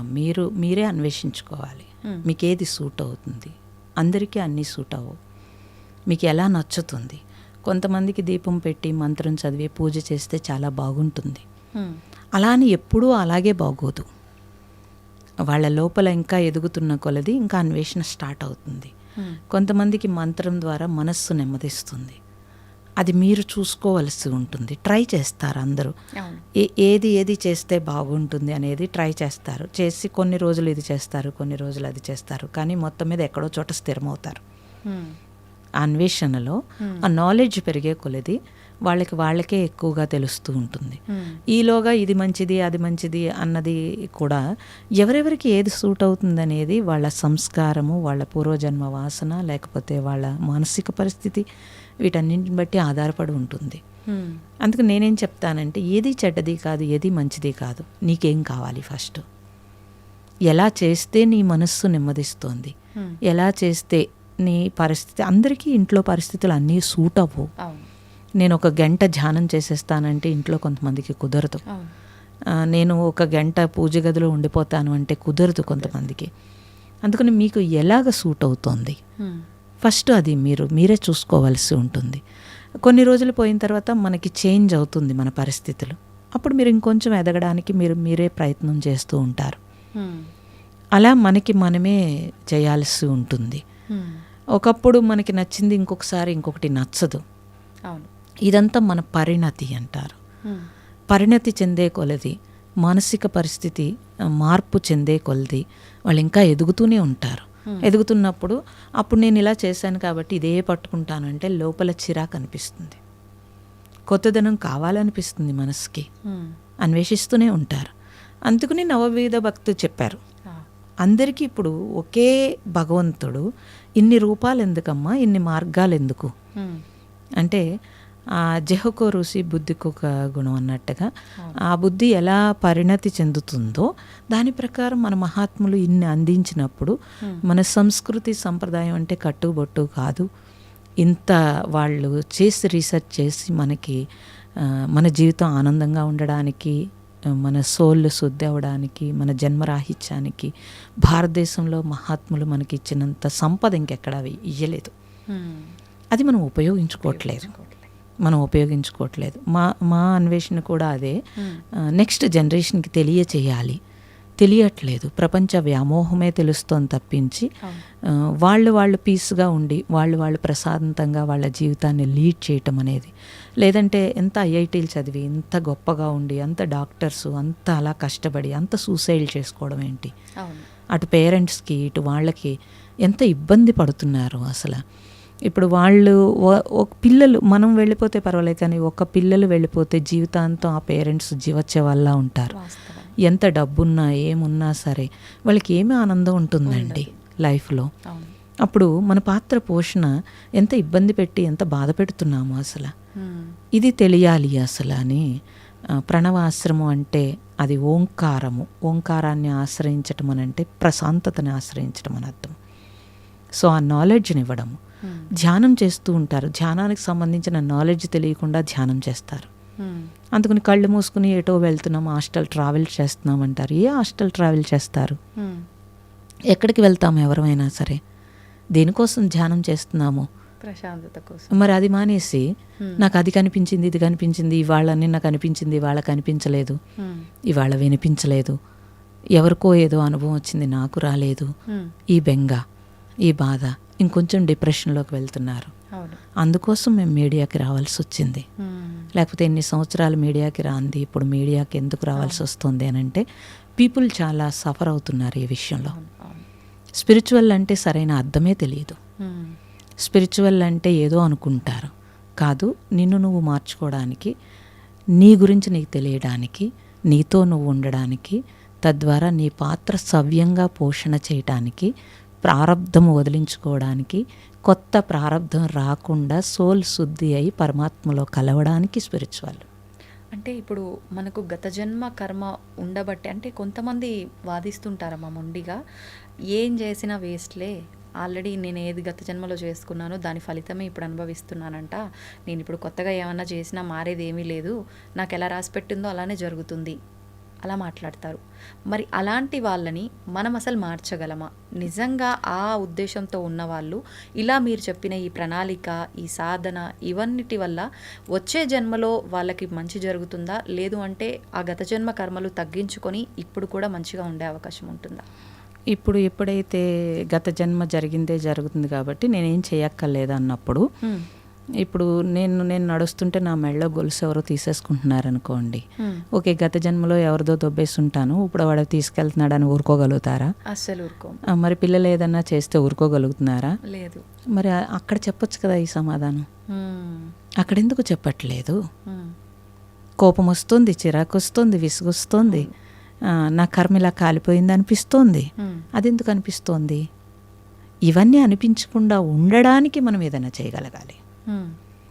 సో గత జన్మ తాలూకా వాసనే ఇప్పుడు ఉన్నా కూడా, అంటే గత జన్మ తాలూకా అంటే పుట్టుకే కదమ్మా అదంతా. మీరు ఎక్కడ పుట్టారో అన్న దాని మీదే అక్కడ డిసైడ్ అయిపోయింది అక్కడ, అంతే. అది దాని తర్వాత కొన్ని స్వయంకృత అపరాధాలు ఉన్నాయి. ఇప్పుడు గత జన్మలో నాకు ఇదే ఇష్టం కాబట్టి నేను ఇలాగే తింటాను అని అంటే నీ ఆరోగ్యం పాడవుతుంది, డాక్టర్ చెప్తాడు వద్దని, నువ్వు ఆపాలా ఆపొద్దా? ఆపాల్సిందే. మరి అదంతా ఎందుకు చేస్తున్నాము? అందుకని ఇదంతా వితండవాదం కింద మాట్లాడటం కాదు, ప్రాక్టికల్గా మనం చూసుకోవాల్సి ఉంటుంది. మనం చేస్తున్నది, మనం మాట్లాడుతున్నది ఒకటే అయ్యిందా, లేకపోతే మనం చేస్తున్నది వేరు, మాట్లాడుతున్నది వేరు. ఆ రెండు ఏకం కానప్పుడు నీ మనస్సు ఎప్పుడు ప్రశాంతంగా ఉండదు. ఆ రెండు ఏకమైతేనే నువ్వు ప్రశాంతంగా ఉంటావు. మాట్లాడటం చాలా ఈజీ, కానీ ఆచరణలో చాలా కష్టం. ఆ ఆచరణ కోసము, ఏకాగ్రత కోసము, గ్రిప్ కోసమే ఏదైనా సాధన చేస్తే, మీరు ఒక నామం చెప్పినా, ఒక జపం చేసినా, అట్లీస్ట్ పోనీ పూజ దగ్గర కూర్చున్నారనుకోండి, కూర్చున్నంతసేపు మీరు మిగతా థాట్స్ అన్నీ పక్కన పెట్టారు, భగవంతుడు అనే ఒక్క థాటే ఉంచుకున్నారా లేదా? ఉంచుకుని ఆ పూజ చేసినప్పుడు ఆ ప్రశాంతత వేరు. అదే భగవంతుడి దగ్గర కూర్చుని నాకు అది కావాలి ఇది కావాలన్నప్పుడు ఆ ప్రశాంతత వేరు, మీకే తెలిసిపోతూ ఉంటుంది. అప్పుడు ఆ టైంను మీరు భగవంతుడి దగ్గర గడిపారు తప్పించి భగవంతుడి దగ్గర పొందలేదు. భగవంతుడి దగ్గర పొందాలి అని అంటే మీకు నాలెడ్జ్ కావాలి. ఏ నాలెడ్జ్ కావాలి? ఏ పని చేస్తున్నప్పుడు దాని మీదే మనం ఫోకస్ పెట్టగలగాలి అనే నాలెడ్జ్ కావాలి. మనకి జపము లేకపోతే ధ్యానము ఇవన్నీ ఎందుకు ఇచ్చారండి? ఏకాగ్రత కోసమే కదా ఇచ్చారు, శుద్ధి చేయడం కోసం ఇచ్చారు. ఆ మనస్సు పరిపరి విధాల వెళ్ళిపోతుంది కాబట్టి ఒక నామానికి కట్టి పాడేయడం కోసం జపం ఇచ్చారు. ధ్యానం ఒక ఏకాగ్రత కోసం ఇచ్చారు. ఇవన్నీ మనస్సు కోసమే కదా చేస్తున్నాము. మరి మనిషికి జ్ఞానం కూడా కావాలి కాబట్టి దాని నాలెడ్జ్ కోసము మనము స్పిరిచువల్లో రకరకాలుగా బుక్స్ చదివినా, సత్సంగాలు విన్నా, గురువుల దగ్గర జ్ఞానం పొందినా దాని నాలెడ్జ్ కోసమే కదా. ఒక వంట చేయాలంటే మీకు నాలెడ్జ్ కావాలి కదా. లేదా నాకు సూట్ అవని డ్రెస్ వేసుకుంటే నేనే ఆర్డ్గా ఉంటాను. అప్పుడు దానికి కూడా నాలెడ్జ్ తీసుకుంటున్నాను కదా. నాకు ఏ కలర్ సూట్ అవుతుంది, ఏ కలర్ డ్రెస్ బాగుంటుంది, ఎలా అయితే నాకు కాన్ఫిడెన్స్ పెరుగుతుంది. నన్ను నేను అద్దంలో చూసుకున్నప్పుడు కూడా నాకు కాన్ఫిడెన్స్ పెరగాలి. నేను ఆర్డ్ డ్రెస్ వేసేసుకుని నన్ను నేను అద్దంలో చూసుకుంటే నాకే చిరాకు అనిపిస్తుంది. కొంతమంది చూడండి, ఎదుటివాడు అది ఆర్డ్ డ్రెస్ చూస్తే నా వంక చూస్తారని వేసుకుంటారు. నీ వంక చూడటం కోసం కాదు కదా, నీకు బాగుండాలి అంతే. అలా ఈ జీవితంలో నాకు బాగుండడం కోసం ఏదైనా చేయాలి, కానీ ఇతరుల కోసం మనం ఏం చేయలేం కదమ్మా. అందుకని మన లైఫ్ని ఎవరికి తాకట్టు పెట్టకుండా మనకేం కావాలి అనే స్పష్టత ఉంటే చాలా ఈజీ అయిపోతుంది. మన మనస్సుకు ఏది కరెక్ట్ అనిపిస్తే అదే చేయాలి. ఏది కరెక్ట్ అనిపిస్తుంది అని అంటే, ఏది నాకు ఇప్పుడు ఎవరినో కొట్టడం కరెక్ట్ అనిపిస్తే అది కాదు కదా. అవును, అది నా మనసుకు అలా కాదు. ఏది చేస్తే నేను ఫర్దర్గా ప్రారంధము రాకుండా ఉంటుంది, ఏది చేస్తే ఫర్దర్గా నాకు ఘర్షణ లేకుండా ఉంటుంది, అది తెలుసుకోవాలి ఫస్ట్. ఓకే. ఏది చేస్తే నేను మళ్ళీ నేను చేసింది ఇంకొకసారి ఇలా ఎందుకు చేశానని నేనే అనుకోకూడదు. ఏది చేస్తే ఇది ఓకే, ఇది కరెక్ట్ అని నాకు అనిపించాలి, ఎవరి కోసమో కాదు. రిగ్రెట్ ఉండకూడదు, ఆలోచించాలి ముందుగా. రిగ్రెట్ ఉండకూడదు. ఏది చేస్తే నువ్వు కరెక్ట్గా నీకు బాగుంటుంది అంటే అందరికీ అన్నీ సూట్ అవ్వవు. నాకేది కావాలి, నాకేది సూట్ అవుతుంది. ఇప్పుడు ఎవరిని పిల్లల్ని పెంచాలన్నా పక్కవాడు ఏదో చేస్తుంటే అలా పెంచుతాం మనం. అలా కాదు కదా, వాడికేం కావాలి, వాడి ద్వారా మనమేమి చేయాలనుకుంటున్నాము, ఇది తెలిసిన పేరెంట్ కరెక్ట్గా పేరెంటింగ్ కరెక్ట్గా ఉంటుంది. అది తెలియకుండా పక్క వాళ్ళు ఏదో చేస్తుంటే మనం ప్రెజర్ పెడితే కనుక అప్పుడు ఆ బిడ్డ రేపు రొద్దుటే మనల్ని తిడతాడు. నీ ఇష్ట ప్రకారం నన్ను రుద్దేవని చెప్తాడు. కానీ ఇప్పటి పిల్లలు కూడా అలానే ఉన్నారు కదమ్మా, పక్కన వాళ్ళతో పోల్చుకొని. మరి మనం నేర్పిందే కదమ్మా, మనం నేర్పిందే కదా, ఇదంతా మనం నేర్పిందే కదా. వాడికి ఏం తెలీదు. మీరు జీన్ ప్యాంట్ వేస్తారు, వేస్తే వాడికి అసలు జీన్ ప్యాంట్ అంటే తెలుసా? 1 year 2 yearsకి వాడికి తెలుసా? అసలు తెలియదు. వాడు దాని మీద తర్వాత ఏం చేస్తాడు, వాడు ఆల్రెడీ వేసేసుకున్నాడు కాబట్టి పక్కవాడు ఏం వేసుకున్నాడో చూస్తాడు. అప్పుడు దాని మీద ఫోకస్ పెడతాడా పెట్టడా? పెడతాడు. మరి మన పెద్దవాళ్ళు అలా చేశారా? మీకేం కావాలో అది ఇవ్వలేదు వాళ్ళు. వాళ్ళు ఏమి ఇచ్చారో అది తీసుకున్నారు మీరు. అందుకే మీ పెద్దల పట్ల మీకు రెస్పెక్ట్ ఉంది. ఎప్పుడూ కూడా మీకు వాళ్ళు కాన్ఫిడెన్స్ పెంచేటట్టుగా పెంచారు. మీ పని మీరే చేసుకున్నట్టు చేశారు, అందివ్వలేదు. అందుకు మనం మన పని మనమే చేసుకుంటున్నప్పుడు మనకి సాటిస్ఫాక్షన్ ఉంది. మీరు అందిస్తున్నప్పుడు వాడికి సాటిస్ఫాక్షన్ లేదు. అందుకు పిల్లలు తిరగబడుతున్నారు. అంటే ఇప్పుడు ప్రస్తుతం జరుగుతున్న పిల్లల విషయంలో జరిగే పొరపాట్లకి పిల్లల తప్పేమీ లేదు, పెద్దవాళ్ళ ఆలోచన విధానం కరెక్ట్గా, పేరెంటింగ్ కరెక్ట్గా లేకపోవడం వల్లే అనుకోవచ్చా అమ్మ? అయితే ఇది అంటే అలా అంటే మరి పెద్దవాళ్ళు అందరూ తిట్టుకుంటారు. కానీ నేను చూసిన ప్రపంచంలో చూస్తే కనుక సొసైటీ నుంచి వచ్చే ప్రభావం కొంత ఉంటుందండి, పేరెంట్స్ నుంచి కూడా కొంత ఉంటుంది. పేరెంట్స్ నుంచి కరెక్ట్గా ఉంటే సొసైటీలో వాడు ఏదైనా అంటించుకున్నా కూడా మళ్ళీ వాడు వదిలేయగలుగుతాడు. సొసైటీ పేరెంట్స్ 2 ఒకేలా ఉంటే కనుక వాడు వదలలేడు. ఎందుకంటే పరిసరాల్లో అదే నేర్చుకున్నాడు, సొసైటీలో కూడా అదే ఉంది. అప్పుడు వాడు ఎలా నేర్చుకుంటాడు చెప్పండి? మా గురువు గారు ఐపీఎస్ సెలెక్ట్ అయ్యి ఆయన సద్బ్రాహ్మలు చక్కగా ఇంట్లో మంత్రము, సాంస్క్రిట్ అన్నీ చదువుకున్నారు. కానీ ఐపీఎస్ సెలెక్ట్ అయ్యి కూడా అక్కడికి వెళ్ళిన తర్వాత వెనక పిలక తీయాలని చెప్పి ఐపీఎస్ వదిలేసి వచ్చారు. వచ్చి ఆయన చక్కగా కెమిస్ట్రీలో చక్కగా టాప్లోకి వచ్చి మళ్ళీ వేరే జాబ్ చేసుకున్నారు. అయితే అందరూ అదేంటి పిచ్చి అది అంటారు, కానీ అలా కాదు. అంటే వారి ఏదైతే సాంప్రదాయాలు, ఏదైతే ఆచారాలని- నేర్చుకున్నారో దాని మీద వాళ్ళ సాటిస్ఫాక్షన్ అది. మ్మ్. అది పేరెంట్స్ దగ్గర నుంచి ఆ నిజాయితీ నేర్చుకున్నారు కాబట్టి అది చేశారు. మ్మ్. నేను ఇప్పుడే మద్రాసు నుంచి ఎక్కడి నుంచో వస్తున్నాను. మ్మ్. ఆ పిల్లలు ఐఐటిలో టాప్లో చదివారు. కానీ వాళ్ళు బయట సొసైటీలా లేకుండా భార్యాభర్తలు ఇద్దరూ కూడా చక్కగా వాళ్ళు కావాల్సి వచ్చినట్టు ఉన్నారు. మ్మ్. నేను అడిగాను, ఎందుకు మరి సొసైటీ అంతా ఇలా ఉంది, మీరు ఇంత టాప్లో చదువుకున్నారు, అంత సొసైటీ చూశారు అని అంటే, మాకేం కావాలో మాకు స్పష్టత ఉంది, సొసైటీ ప్రకారం పరిగెట్టే పరిస్థితి మాకు వద్దు అనుకున్నాం కాబట్టి మేము దూరంగా ఉన్నామన్నారు. మ్మ్. నేను అప్పుడు వాళ్ళ బ్యాక్గ్రౌండ్ చూస్తే పేరెంటింగ్ అలా ఉంది, మ్మ్. వాల్యూస్తో కూడుకున్న జీవితం పేరెంటింగ్ చేశారు వాళ్ళు. చేస్తే ఆ పిల్లలు చక్కగా ఉన్నారు. మ్మ్. ఇంత మంచి సొసైటీలో కూడా, అంటే ఇంత మోడర్న్ సొసైటీలో కూడా వాళ్ళు హ్యాపీగా ఉన్నారు. అలా చాలా బిజీ లైఫ్ లీడ్ చేస్తున్నారు. మ్మ్. ఇంటికి వచ్చేటప్పటికి చాలా హ్యాపీగా ఉన్నారు ఇద్దరు. అమ్మ, ఒక చిన్న క్వశ్చన్, మీరు తప్పుగా అనుకోవద్దు. అంటే ఇప్పుడు మనం పెంచే విధానము, మనం పిల్లలకు ఆ విలువలు అవన్నీ నేర్పించకపోవటం వల్లే కరెక్ట్గా ఇలా ఉంది అని, అది వాస్తవం, ఒప్పుకుంటా. కానీ కొన్ని సందర్భాల్లో చాలా విలేజెస్ అలాంటి వాటి దగ్గర పేరెంట్స్కి అసలు ఏ నాలెడ్జ్ తెలీదు. వాళ్ళు పొద్దున్న లేస్తే ఇంత వండుకొని తిన్నామా, వాళ్ళ పనికి వాళ్ళు కూలి పనికి వెళ్ళామా వచ్చామా తప్ప పిల్లల విషయంలో ఏమి పట్టించుకోరు. అలా ఉన్న కుటుంబాల నుంచి, గ్రామాల నుంచి వచ్చిన వాళ్ళు కూడా ఎన్నో విలువలతో ఉన్నారు. మరి అట్లా ఎలా జరుగుతుందంటారు? సంస్కారం అండి, పుట్టుకతో సంస్కార బలం ఉంటుంది. ఆ సంస్కార బలంలో 25% పేరెంట్స్ నుంచి నేర్చుకుంటే, 25% సొసైటీ నుంచి నేర్చుకుంటే 50% వాడి సంస్కారం ఉంటుంది. ఆ సంస్కారంలో ఒక చెడు ఉందనుకోండి, ఆ చెడులో పేరెంటింగ్ కూడా చెడు ఉందనుకోండి, వాడు 50% చెడులో 75% చెడు వస్తుంది. అవును. సొసైటీలో చెడు 100% చెడు వస్తుంది. ఆ సంస్కారంలో 50% మంచి ఉంది. పేరెంటింగ్లో 25% చెడు ఉంది. సొసైటీలో 25% మంచి తీసుకున్నాడు అనుకోండి, 75% మంచి, 25% చెడే తీసుకుంటాడు. అప్పుడు వాడు ఆలోచించుకుంటాడు ఎదిగిన తర్వాత. ఎప్పుడూ కూడా జీన్స్ అంటే, ఇప్పుడు ఒక తల్లి 4-3 పిల్లల్ని కంటే కనుక ఒకటి సంస్కారం ఒకలా ఉంటుంది, ఒకటి సంస్కారం ఒకలా ఉంటుంది. పేరెంటింగ్ ఒకేలా ఉంటుంది, కానీ వాడి సంస్కార బలం నుంచి వస్తాడు. ఎప్పుడైతే వాడి పేరెంటింగ్ అందరికీ ఒకేలా ఉన్నా, సొసైటీలో వాడు ఏ గుణముందో అది తీసుకున్నాడు అని అంటే తప్పనిసరిగా వాడు మారుతాడు.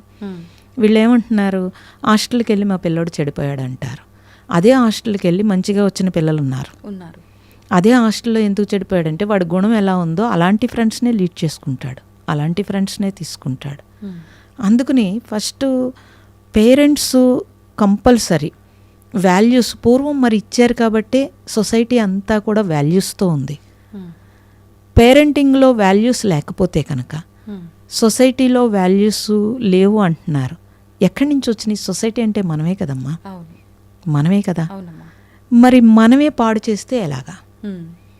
అందుకని ఫస్ట్ పిల్లలకి మనము మనీగా చూస్తున్నామే తప్పించి, మనీ అయితే వాళ్ళు సంపాదించుకుంటున్నారు, ఇవాళ టాప్ రేంజ్లో డబ్బులు సంపాదించుకుంటున్నారు, కానీ జీవితంలో ఫెయిల్యూర్ అవుతున్నారు పిల్లలు. మరి అప్పుడు పేరెంట్స్ బాధపడుతున్నారా లేదా? ఇప్పుడు మార్చలేరు, వాళ్ళని మార్చలేరు. ఏ పేరెంటింగ్ కూడా పిల్లలు చెడిపోవాలని ఎవరూ అనుకోరు, వాళ్ళకి తెలియక అలా చేయొచ్చుగాక. నేనేమంటానంటే ఫస్ట్ పేరెంట్స్ చక్కగా మీకేం కావాలనే ఒక స్పష్టతతోటి మీరు కొంచెం ప్రశాంతతగా ఉండగలిగితే కనుక, మన పూర్వీకులు పెద్దలు వాళ్ళ జీవన విధానంలో అలా ఉన్నారు, వాళ్ళకి అనవసరమైన విషయాల జోలికి వాళ్ళు వెళ్ళలేదు. మనం వెళ్తున్నాం, 60 ఏళ్ళు వచ్చినా తలకి రంగేసుకుని పెళ్ళికి వెళ్ళాలి, 70 ఏళ్ళు వచ్చినా నువ్వు కిట్టి పార్టీకి వెళ్ళాలి. ఎందుకు వెళ్ళాలి? నువ్వు వెళ్తే ఏదో ఆనందం, అక్కడ ఏం ఆనందం ఉంది? నీ మోకాళ్ళు పనిచేయు, నడుము పనిచేయదు, తిన్నదేమో అరగదు సరిగ్గా. పిల్లలు ఇది అడుగుతున్నారండి. మేము స్టూడెంట్స్కి క్లాసెస్ చెప్తాము, వాళ్ళు మేము ఎక్కడి నుంచి నేర్చుకోవాలని అడుగుతున్నారు. మా పేరెంట్సే యాక్సెప్ట్ చేయరు, మేము ఎక్కడి నుంచి నేర్చుకోవాలి? మేము ఓంకారము యూనివర్సల్ శబ్దం అనంటే, నన్ను ఈ డ్రెస్ చూసి అదివరకు యాక్సెప్ట్ చేశారు పిల్లలు. ఇప్పుడు ఈ డ్రెస్ చూసి క్రిస్టియన్స్ యాక్సెప్ట్ చేయరు, ముస్లిమ్స్ యాక్సెప్ట్ చేయరు. నేను క్వశ్చన్ చేస్తున్నాను, ఇప్పుడు మీరు మేము అందరం పలికేది ఒకే శబ్దం కదా. మేము ఆ ఓం అంటున్నాము, మీరు అల్లాహూమ్ అంటున్నారు, మీరు ఆమెన్ అంటున్నారు. అకార ఉకార మకారముల కలయిక ఓం అయితే అందరూ అదే శబ్దం పలుకుతున్నాం కదా. మరి ఎలా వేరు అంటారు అని అంటే, మాకు మొదటి నుంచి అదే నేర్పారు. నువ్వు ప్రసాదం తినకు, నువ్వు హిందూతో ఉండకు, వాడు వేరు మేము వేరు అని. ఇప్పుడు నేను ఇంటికి వెళ్ళి ఓం అన్నానంటే వాళ్ళకి ఎక్స్ప్లెయిన్ చేయలేను, ఒప్పుకోరు అని చెప్తున్నారు. అంటే ఎక్కడ ఇది బీజం వేస్తున్నారు చెప్పండి? చిన్నప్పటి నుంచి అది ఏం బీజాలు అసలు? ఇవన్నీ చూస్తున్నప్పుడు తెలుస్తోంది. ఇప్పుడు రేపొద్దుట వాడు వాల్యూస్ లేకుండా పెరిగితే కనుక తప్పనిసరిగా వాడి లైఫ్లో వాల్యూస్ లేనప్పుడు వాళ్ళ పిల్లల్ని కూడా అలాగే పెంచుతారు. మన పేరెంట్స్ చదువుకోపోయినా వాళ్ళ వాల్యూస్కి ఇంపార్టెన్స్ ఇచ్చారు, ధర్మానికి ఇంపార్టెన్స్ ఇచ్చారు కాబట్టి వాళ్ళు ప్రశాంతంగా జీవించారు, ఎక్కడ అనారోగ్యం లేకుండా జీవించారు. ఒకవేళ అనారోగ్యం వచ్చినా వాళ్ళు భయపడలేదు, తట్టుకోగలిగారు. మనం తట్టుకోగలుగుతామమ్మా? వెంటనే భయం, తట్టుకోలేము మనం. మరి భయం వేస్తుంది. మీకు డబ్బు ఉంటుంది, ఇంత ఇన్సూరెన్స్ ఉంటుంది, పక్కనే హాస్పిటల్ ఉంటుంది, మీరు ధైర్యంగా పడుకోగలుగుతున్నారా? లేదు. ధైర్యంగా తినగలుగుతున్నారా? వాళ్ళు ఇంతంత కుంభాలు అన్నం తిన్నారు, చాలా ప్రశాంతంగా ఉన్నారు. మీరు గట్టిగా పార్టీకి వెళ్ళి ఇంత తినాలంటే భయపడతారు మళ్ళీ. మరి జీవితం ఎంజాయ్ చేస్తున్నారా? లేదు. మరి జీవితం ఎంజాయ్ చేయకపోతే ఇంకెందుకమ్మా ఈ జీవితం, ఇంత కష్టపడటం? సో శ్రీకృష్ణుడు భగవద్గీతలో 18 అధ్యాయాల్లో ఎలా జీవించాలో చెప్పాడు. ఏ పేరెంటింగ్లో కానీ ఎవరు తీసుకున్నారో చెప్పండి అసలు? సో ఎవరైనా అల్టిమేట్గా హ్యాపీగా జీవించాలి కదా. ఎంజాయ్ చేస్తే హ్యాపీనెస్ అనుకుంటున్నారు కానీ హ్యాపీగా జీవించటము హ్యాపీనెస్ అనుకోవట్లేదు. ఎంజాయ్ చేసేది డబ్బులతో ఎంజాయ్ చేస్తేనే హ్యాపీనెస్ అంటున్నారు. అన్ని ప్రాణులు ఏ డబ్బు లేకుండా హ్యాపీగా ఉన్నాయా లేవా? అసలు అంటే అమ్మా, అన్ని ప్రాణులు హ్యాపీగా ఉన్నాయి అని మనం ఎలా చెప్పగలుగుతాము? వాటికి ఎమోషన్స్, జ్ఞానం ఏమీ లేదు మానవులు. ఎలా అనుకుంటారు మీరు? ఎమోషన్ లేకపోతే మీరు ఒక పెట్టుని పెంచండి, అది మీకోసం వెయిట్ చేస్తోంది, వెయిట్ చేసి మీ ప్రేమ కోసం ఎదురు చూస్తోంది. అవును. మీకు ఒంట్లో బాగోపోతే అది సఫర్ అవుతోంది. అది ఏ పెట్టుని పెంచండి మీరు, మరి ఎమోషన్ లేదని ఎలా అంటారు? అది గ్రహిస్తుంది. ఎంతోమంది ఎన్నో పెట్స్ని పెంచినప్పుడు వాళ్ళు చనిపోయినప్పుడు అవి కూడా సిక్ అయి చనిపోతున్నాయి. ఎందుకు లేదమ్మా జ్ఞానము? ఇంటి యజమాని ఎంత కాపలా కాస్తోంది, ఎంత ట్రై చేస్తున్నాయి, అవి చెప్పడానికి ఎంత ట్రై చేస్తున్నాయి. వినే నాలెడ్జ్ మనకు లేదు, వినే టైం కూడా మనకు లేదు. ఆ పెట్ కూడా ఫ్యాషన్గా పెంచుతున్నాం తప్పించి పూర్తి ఎమోషనల్ దాన్ని కనెక్ట్ అవ్వట్లేదు కదా. దాన్ని కనెక్ట్ అయితే తెలుస్తుంది. కనెక్ట్ అయితే కనుక వాటి లవ్, వాటి ఎఫెక్షను, లేకపోతే అవి మనల్ని ఏమి కోరుకుంటున్నాయి అని తెలుస్తాయి. మేము ఆశ్రమంలో చూస్తాము. నేను 3 months అమెరికాలో ఉన్నాను లాస్ట్ వెళ్ళినప్పుడు. ఎన్ని ప్రాణులు ఎదురు చూసినాయి. నేను వెళ్ళి మళ్ళీ క్లాస్ చెప్పి ఓంకారం చెప్పినప్పుడు అన్ని ప్రాణులు సౌండ్ చేసినాయి, అందరూ విన్నారు. నేను అదే చెప్పాను, ఇన్ని ప్రాణులు ఎదురు చూస్తున్నాయి మన కోసం. అది చూస్తే ఈ ప్రకృతితో మమేకమైనప్పుడు మనకు తెలుస్తుంది ఈ ప్రకృతిలో అంతా ఉన్నదంతా ప్రేమే ఉంది. ఆ ప్రేమ మీలో ఉంటే కనుక ఆ పరమాత్మ ప్రేమ రూపంలో అన్నింటిలోనూ ఉన్నాడు. అందుకే అందరిలో పరమాత్మని చూడమంటే ఇక్కడ ప్రేమ ఉంటే కనుక అది తెలియబడుతుంది. ఇక్కడ సహృదయము, అట్లీస్ట్ సహృదయం లేకపోతే ఏమీ తెలియబడదు. ఇక్కడ కఠినత్వం ఉంటే కనుక అన్నీ కూడా మీకు వస్తుమయం కింద కనిపిస్తాయి. అసలు ఉండాల్సింది ఎలా అమ్మ? కఠినంగా ఉండాలా, నిజంగా అలా సాఫ్ట్గా ఉండాలా? ఎలా ఉండాలి? సాఫ్ట్ అంటే కఠినంగా అంటే కఠినం ప్రదర్శించడమే తప్పించి కఠినంగా ఉండడం కాదు. అవసరమైనప్పుడు కఠినం ప్రదర్శిస్తారు. ఇప్పుడు మీరు నాకేదో హాని చేస్తున్నారు, సాఫ్ట్గా కూర్చుంటానా ఏంటి? లేదు కదా. అవసరమైనప్పుడు గర్జిస్తాను, లేనప్పుడు అనవసరంగా ఎందుకు గర్జిస్తాను? ఆ నాలెడ్జ్ కావాలి. అవును. ఎప్పుడు సాఫ్ట్గా ఉండాలి, ఎప్పుడు గర్జించాలి. మీరు నన్నెవరో ఏదో చేస్తున్నప్పుడు నేను ఎందుకు సాఫ్ట్గా ఉంటాను? ఇప్పుడు నేను స్పిరిచువల్ సన్యాసిని కాబట్టి అయితే నాయన పీక్ కోసుకో అని చెప్తానా ఏంటి? లేదు కదా. మీరెలాగా అభిప్రాయపడతారు సన్యాసి సాఫ్ట్గా ఉండాలని? సన్యాసి సాఫ్ట్గా ఉంటాడు, మరి సొసైటీలో వెంటనే సన్యాసిని దోచుకుంటారు. ఎలా కుదురుతుందండి అలాగా? ఇప్పుడు నా ప్రాణం మీదకి వస్తే నేను ఒప్పుకుంటానా ఏంటి? లేదు. మరి అది తెలుసుకోవాలి. ఎప్పుడు మనము సాఫ్ట్గా ఉండాలి, ఎప్పుడు ప్రదర్శించగలగాలి, ఇది తెలియాలి. ఓకే. అందుకే నాలెడ్జ్ ఈజ్ డివైన్ అన్నారు. అది కావాలి అని అంటే ముందు మీరు ప్రశాంతంగా ఉండాలి. అలా ప్రశాంతంగా ఉండాలంటే మీరు చెప్పినట్టుగా సాధన ముఖ్యం. ఉండాలి. ఇప్పుడు సాధన చేయటం వల్ల కోపము, ఏదైతే ఈ ఎమోషన్స్ ఉన్నాయో ఇవన్నీ మనం కంట్రోల్ చేయగలుగుతామా నిజంగా? తప్పకుండా. సాధన ఉన్న మనుషులకి, సాధన లేని మనుషులకి చాలా తేడా ఉంటుందండి. ఒకవేళ వాళ్ళు ఎంత కోపం ఉన్నా, ఎంత అగ్రెసివ్ అయినా సాధన చేసినప్పటికీ మనకే తెలిసిపోతూ ఉంటారు. చాలా కంట్రోల్ అవుతాయి. మహాత్ములు ఎవరో పిచ్చోళ్ళు కాదమ్మా. అన్నీ వదులుకుని సాధన చేయటానికి మనం తెలివైన వాళ్ళము కాదు. అవును. నిజం చెప్పాలనంటే వాళ్ళు ఎందుకు సాధన చేశారు? మరి ఎంతోమంది ఎన్నో వదులుకుని సాధన చేశారు. ఎందుకు చేశారు వాళ్ళు? అది చూస్తే మనకు తెలిసిపోతుంది. ఆ గ్రిప్ కోసం వాళ్ళు చేశారు. ఏమున్నా ఏమి లేకపోయినా హ్యాపీగా జీవించారు. ఇప్పటికీ మీకు హిమాలయాల్లో అన్ని చోట్ల ఏమీ లేకుండా ఒక్క సంకల్పంతో అన్ని కాళ్ళ దగ్గరికి వచ్చేటట్టు ఉన్నాయి. ఎలా? వాళ్ళందరూ వాళ్ళ సాధన గ్రిప్పే కదా. మీరు ఇప్పుడు మొన్న దీన్ని బట్టి చూస్తే అఘోరీలో ఎంతోమంది నాగసాధువులు ఎంతోమంది ఎక్కడి నుంచి వచ్చారు, ఎక్కడి నుంచి వెళ్ళారు, వాళ్ళందరూ ఉట్టప్పుడు మీకు ఎందుకు కనిపించట్లేదు? కుంభమేళాలో ఉట్టప్పుడు ఎక్కడున్నారు వాళ్ళందరూ ఎక్కడున్నారు? సొసైటీలో లేరు కదా. మరి వాళ్ళందరూ జీవిస్తున్నారు. వాళ్ళని చూడడానికి మనం వెళ్తున్నాం. ఇంత నాగరికంగా ఉండి ఇంత డెవలప్మెంట్ ఉండి మనం వాళ్ళని తెలుసుకోవడానికి వెళ్తున్నాం కదండి. అంటే అందరికీ కోరిక ఉంది, చేయలేకపోతున్నారేమో తప్పించి అందరికీ ఉంటుందమ్మా. అంటే మనిషిగా జన్మించాము అంటే ఇవి అన్నీ అనుభవించాల్సిందే. మళ్ళీ జన్మ ఉంటుందో లేదో, మీరు అన్నట్టు ఇందాక ఒక ఇల్లు, ఒక కారు, అనుభవించండి, ఇవి ఉండాలి. అందులో వెళ్తే ఇవన్నీ అనుభవించలేం కదా. ఆ ఒక్క ఆలోచనతో ఆగిపోతున్నారేమో అనుకోవచ్చు. తప్పు అది. ఇప్పుడు అందులో ఉంటే ఎందుకు ఉండదండి? ఇప్పుడు నేను కారు కొనుక్కోను, కానీ రోజుకు ఒక కారు ఎక్కుతాను. మీరే ఎక్కలేరు అలాగా, మీరే చేయలేరు.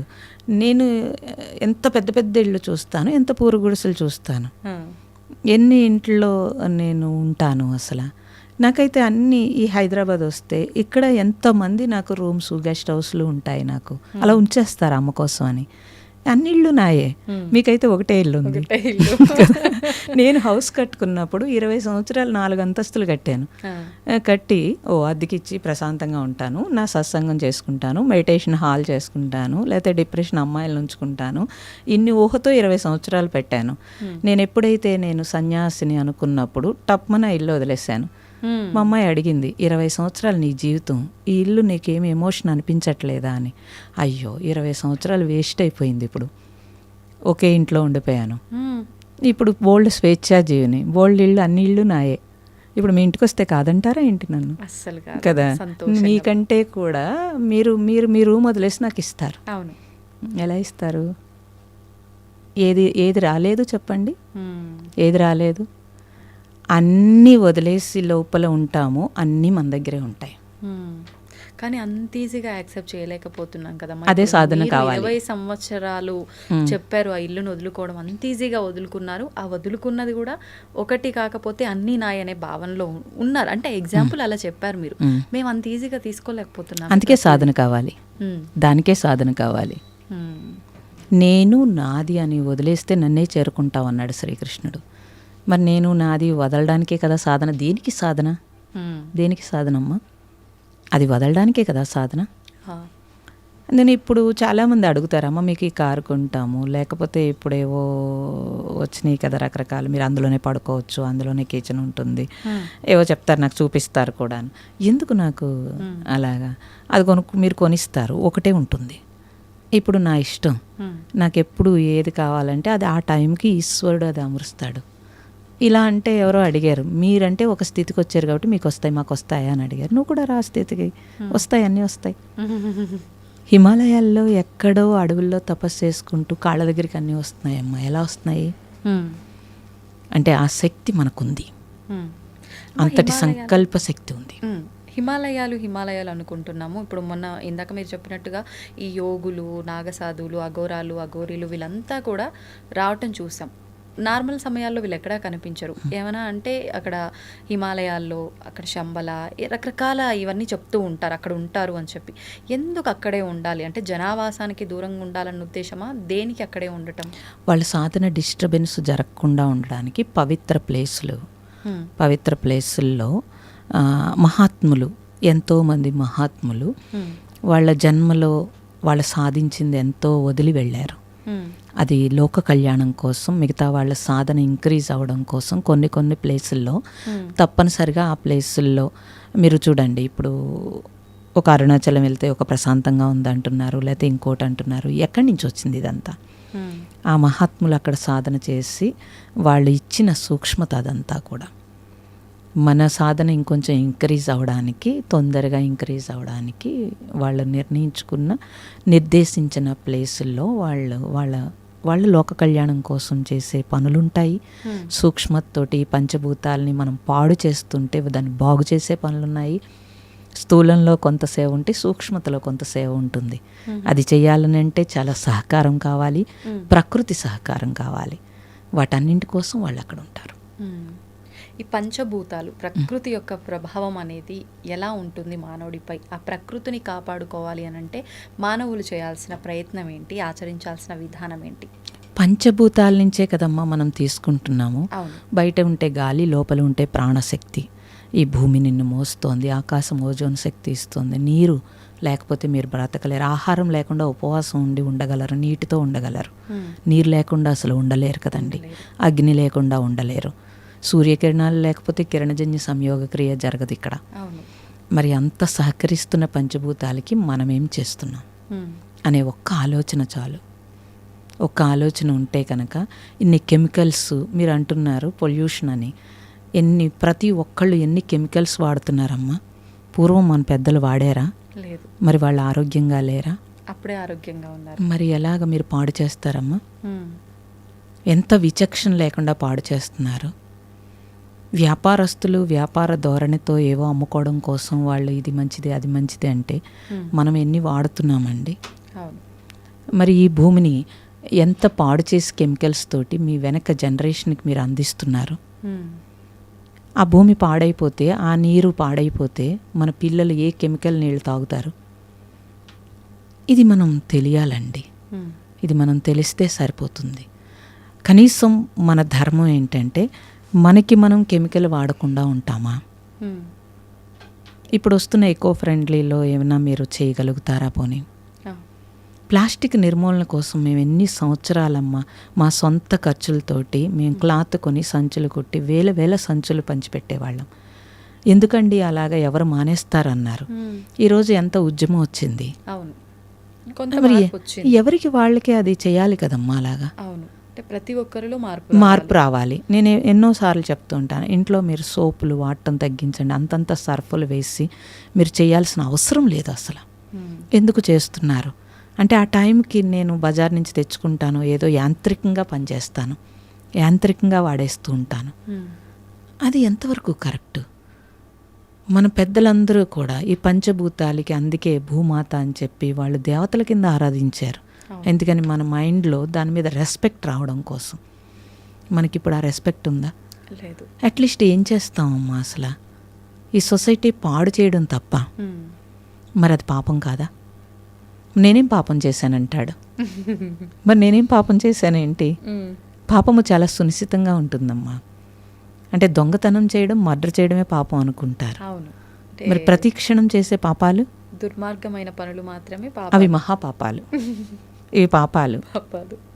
రోజు మొత్తం మీద ఎన్ని పాపాలు చేస్తామండి. అలాగా ఇవన్నీ చూసుకుంటే తెలుస్తుంది.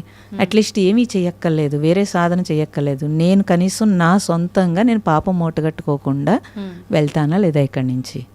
అది కూడా స్పిరిచువల్లే. అది స్పిరిచువల్ కాదని ఎలా అనుకుంటారు? అలా చూస్తే ఈ పంచభూతాలు మనకిచ్చినందుకు కృతజ్ఞతగా నేనేం చేస్తున్నాను అనే ఒక్క క్వశ్చన్ మనం వేసుకుంటే కనుక తప్పనిసరిగా పంచభూతాలకి సహకరిస్తారు మనుషులు. సహకరిస్తే చాలు. వేస్ట్గా లైట్లు వేసేస్తారు.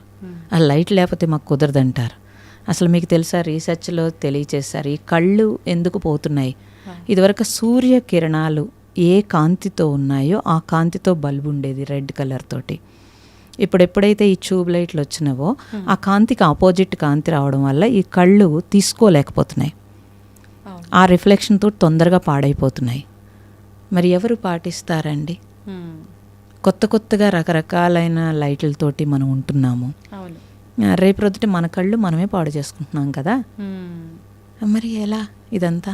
పగలు కూడా లైట్ వేసుకోకుండా ఎవరో అడ్వర్టైజ్మెంట్ చేస్తారు, ఏంటి లైట్ లేకుండా చదివితే నీ కళ్ళు పోతాయని చెప్పి. ఆ లైటింగ్, ఎక్కువ లైటింగ్ తోటి నీ కళ్ళు పోతున్నాయి అనే విషయం కూడా మనకు తెలియట్లేదు. అసలు వెళ్ళి మంచం మీద పడుకునే బదులు బయట కూర్చొని చదువుకో నువ్వు, లైటింగ్ బాగుంటుంది. కాలంలో వీధి దీపాల కింద మరి చక్కగా చదువుకున్నారు కదా. వాళ్ళు ఎవరికి కళ్ళు చూడలేదు. 100 సంవత్సరాలనే కళ్ళు బాగున్నాయి, మనకెందుకు పోయినవి? ఇప్పుడు అన్ని ఒకదాని తర్వాత ఒకటి ఎఫెక్ట్ అవుతూనే ఉన్నాయి. ప్రకృతి ఎఫెక్ట్ అయింది, మరి మనమే పాడు చేసుకుంటున్నాం అమ్మా అడ్వాన్స్ పేరు మీదుగా. అవును. అరే ఎలా కొత్తగా ఏది ఉన్నా అది మనకు కావాల్సిందే, దాన్ని ఖచ్చితంగా మనం ట్రై చేయాల్సిందే. ట్రై చేయడం తప్పు కాదు, ట్రై చేయొచ్చు, కానీ దానికి బానిస అవ్వకూడదు. సెల్ ఫోన్ వాడుతున్నారమ్మా, దానికి బానిస అవ్వకూడదు. అది ఉపయోగం వస్తువు చక్కగా కనిపెట్టారు, ఉపయోగం నువ్వు వాడుకో చక్కగా. ఎందుకు బానిస అవుతున్నాము? అదొక్కటే మనం చూసుకోవాల్సింది. నేను మోడర్న్గా ఉండడం తప్పని నేను చెప్పట్లేదు, నువ్వు ఉండు, కానీ దానికి బానిస అవ్వకు. ఇలా ఉంటేనే నాకు నచ్చుతుంది అని అంటే నువ్వు బానిస అయినట్టు లెక్క. ఎలా ఉన్నా నేను ఉండగలుగుతాను, అటు మోడర్నా ఇటు లేకపోతే ఎలా అయినా ఉండగలుగుతాను అన్నారనుకోండి, మీరు కంట్రోల్లో ఉన్నట్టు లెక్క. చాలా తక్కువ మంది ఉంటారు అలా. స్పిరిచువల్ అదే నేర్పుతోంది, అది తెలియట్లేదు. 60 ఏళ్ళు వచ్చాక స్పిరిచువల్ అనుకుంటున్నారు. జ్ఞానం నేర్పుతోంది స్పిరిచువల్. సో ఆ జ్ఞానం నేర్చుకోవడం మానేసి అదేదో వృద్ధాప్యంలో భగవంతుడు అనుకుంటున్నారు, అది తప్పు అంటున్నాను నేను. నువ్వు పూజ చేస్తే నీకు మనశ్శాంతిగా ఉంటుంది, దానికి చేయమన్నారు. నేను మోడర్న్గా చేయనని చెప్పి మళ్ళీ నువ్వు మనశ్శాంతి కోసం వెతుక్కుంటున్నావు కదా. మరి మన జీవన విధానంలో మనకు పెట్టేశారు ఇవన్నీ. నీకు ప్రొద్దుటే నీ మనశ్శాంతి కావాలి, నువ్వు ఎందుకని యుద్ధానికి వెళ్తున్నప్పుడు ఈ సంసారంలో రకరకాల యుద్ధాలు చేయాల్సి ఉంటుంది. నువ్వు ప్రశాంతంగా ఉంటే అవన్నీ ఎదుర్కోగలుగుతావు. నాలెడ్జ్ ఉంటే కనుక వాటన్నింటినీ సమయస్ఫూర్తితో చేసుకోగలుగుతావు. లేకపోతే ఎలాగమ్మా? అమ్మ, ఒక చిన్న డౌట్. ఇప్పుడు ప్రస్తుతం మనకు ఆధ్యాత్మికత గురించి, సనాతన ధర్మం గురించి, వీటన్నిటి గురించి, సాధన గురించి అయితేనేంటి, వీటి గురించి మనం ఎంత ఎక్కువగా వింటున్నామో మీడియా ద్వారా, అంత ఎక్కువగా ఇది చేస్తేనే ఇలా ఉంటాము, అది చేస్తేనే అలా ఉంటాము, అసలు మనం ఉన్నదానికి అర్థం ఇది, దీన్ని మనం తెలుసుకోవాలి, ఇలాంటివన్నీ కూడా రేజ్ అవుతున్నాయి, బయటకు వస్తున్నాయి. దాన్ని ఆచరించాలనే ఆలోచన కొంతమందిలో వస్తుంది. ఇదంతా మూఢనమ్మకం అనుకునే వాళ్ళు కొంతమంది ఉన్నారు. అయితే నాకు అనిపించింది ఏంటంటే, ఒకప్పటి కాలంలో వాళ్ళ పని వాళ్ళు చేసుకున్నారా, వాళ్ళ పనికి వాళ్ళు వెళ్ళారా, మళ్ళీ టైం ప్రకారంగా వండుకున్నారా, తిన్నారా, టైం ప్రకారంగా పడుకున్నారా తప్పితే, అంటే ఎక్కువగా దీపారాధనలు చేయటము, సాధనలు చేయటం కూడా చూసిన సందర్భాలు చాలా తక్కువ. పండగ వచ్చిందంటే ఇప్పుడు మనము రోజు చేసేదానికి కొంచెం భిన్నంగా ఎలా చేసుకుంటున్నామో, వాళ్ళు నిత్యము దీపారాధన లేని గృహాలు కూడా ఉన్నాయి. అంటే ప్రత్యేకించి కొన్ని వర్గాల వారు మాత్రమే నిత్య దీపారాధన ఆలోచించటము. మరి వాళ్ళు బాగానే ఉన్నారు కదా, ఇప్పుడు ఇవి చేయకపోవటం వల్లే ఈ సాధన, లేదంటే ఈ భక్తి, ఈ దీపారాధనలు ఇవి చేయకపోవటం వల్ల ఈ ఇబ్బందులు అని అంటే దాన్ని ఎలా తీసుకోవచ్చు అంటారమ్మా? ఇది చెయ్యకపోతే ఇది వస్తుందన్న తప్పండి. ధర్మాన్ని ఆచరించకపోతే, నువ్వు ధర్మంగా జీవించకపోతే నీకు ఘర్షణ వస్తుంది. ధర్మాన్ని ఆచరించేవాడికి ఆ ధర్మం వాడిని రక్షిస్తుంది, ధైర్యం వస్తుంది. పూర్వం వాళ్ళు ఏం చేసినా చేయకపోయినా ధర్మంగా జీవించారు, వాళ్ళ పాత్ర వాళ్ళు ధర్మంగా పోషించారు. ఇప్పుడు ధర్మం తప్పి నువ్వు దీపారాధన చేస్తానంటే అది ఎవరూ కరెక్ట్ అని ఎవరూ చెప్పట్లేదు, ఎక్కడా చెప్పట్లేదు, మీడియాలో కానీ ఎక్కడైనా చెప్పట్లేదు. ధర్మంగా ఉండు. అయితే దీపారాధన చేస్తే మంచిది, లేకపోతే ఇలా అనేది కనీసం వాళ్ళని కాసేపు అక్కడ కూర్చోబెట్టడానికేమో అని నేను అనుకుంటున్నాను. మేబీ అంటే మనస్సు వేగం కదా ఇప్పుడు, ఆ వేగాన్ని తగ్గించడం కోసం ఇంత చెప్పాల్సి వస్తుందేమో అనిపిస్తుంది నాకు. కానీ ఈ దీపారాధన ఇలా చేస్తే నీకు కలిసి వస్తుంది, అలా కలిసి వస్తుంది అని చెప్పడం తప్పు. అది తప్పు. ఒక దీపం ఆ జ్యోతిని మనం చూసేటప్పటికి ఒక ప్రశాంతత వస్తుంది. దాని తరంగము ఆ పరిసరాలను మారుస్తుంది. సో దాని దగ్గర నువ్వు కూర్చున్నప్పుడు ఒక ఏకాగ్రత వస్తుంది. దాన్ని చూసినప్పుడు తాను కాలి ఇతరులకు వెలుగునిస్తుంది. ఆ నాలెడ్జ్ మనకు వస్తుంది. అది మనం తెలుసుకుంటే మంచిది. అది మానేసి మనం చేస్తే అది కరెక్ట్గా వెళ్ళదు. సో సోషల్ మీడియా తీసుకుని ఎన్నని పాటించాలి అని క్వశ్చన్ అడుగుతారు చాలామంది. అంటే ఎవరికి తోచింది వాళ్ళు చెప్తున్నారు. ఏది వాస్తవం, మేము ఏది ఆచరించాలి, మీకేం కావాలి అది తెలుసుకోమంటాను ఫస్ట్. ఇప్పుడు మనం ఒక బుఫేకి వెళ్ళామనుకోండి, బోల్డ్ ఉంటాయి, అన్నీ తినలేం కదమ్మా. వెళ్ళి మనకేం కావాలనేది మన ప్లేట్లో మనం చూన్ చేసుకుంటున్నాం కదా. అలాగే సొసైటీలో అనేక రకాలు ఉంటాయి. మనకేం కావాలి ఫస్ట్, ఇది మనం చూన్ చేసుకుంటే సుఖపడతాం మనం. అది లేకపోతే కనుక కన్ఫ్యూజ్ అయిపోతారు. అందుకని మంచిది, అన్ని రకాలు వస్తాయి, కానీ నీకేం కావాలో తెలుసుకుని అప్పుడు దాన్నే చూన్ చేసుకుని నువ్వు ప్రయాణం చేయడం అనేది కరెక్ట్ పద్ధతి. అనేక రకాలు ఉండొచ్చు కాక, కానీ అవన్నీ మనకు అవసరం లేదు కదా. మనకేం కావాలి అది మనం తీసుకోవాలి ఫస్ట్. అలాగే ప్రయాణం చేస్తే సుఖంగా వెళ్తారు ఎవరైనా సరే.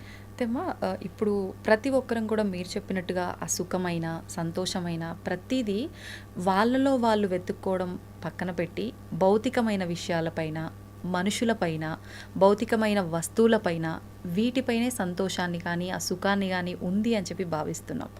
ఆ ఆలోచన నుంచి ఎలా బయటికి వస్తామంటారు?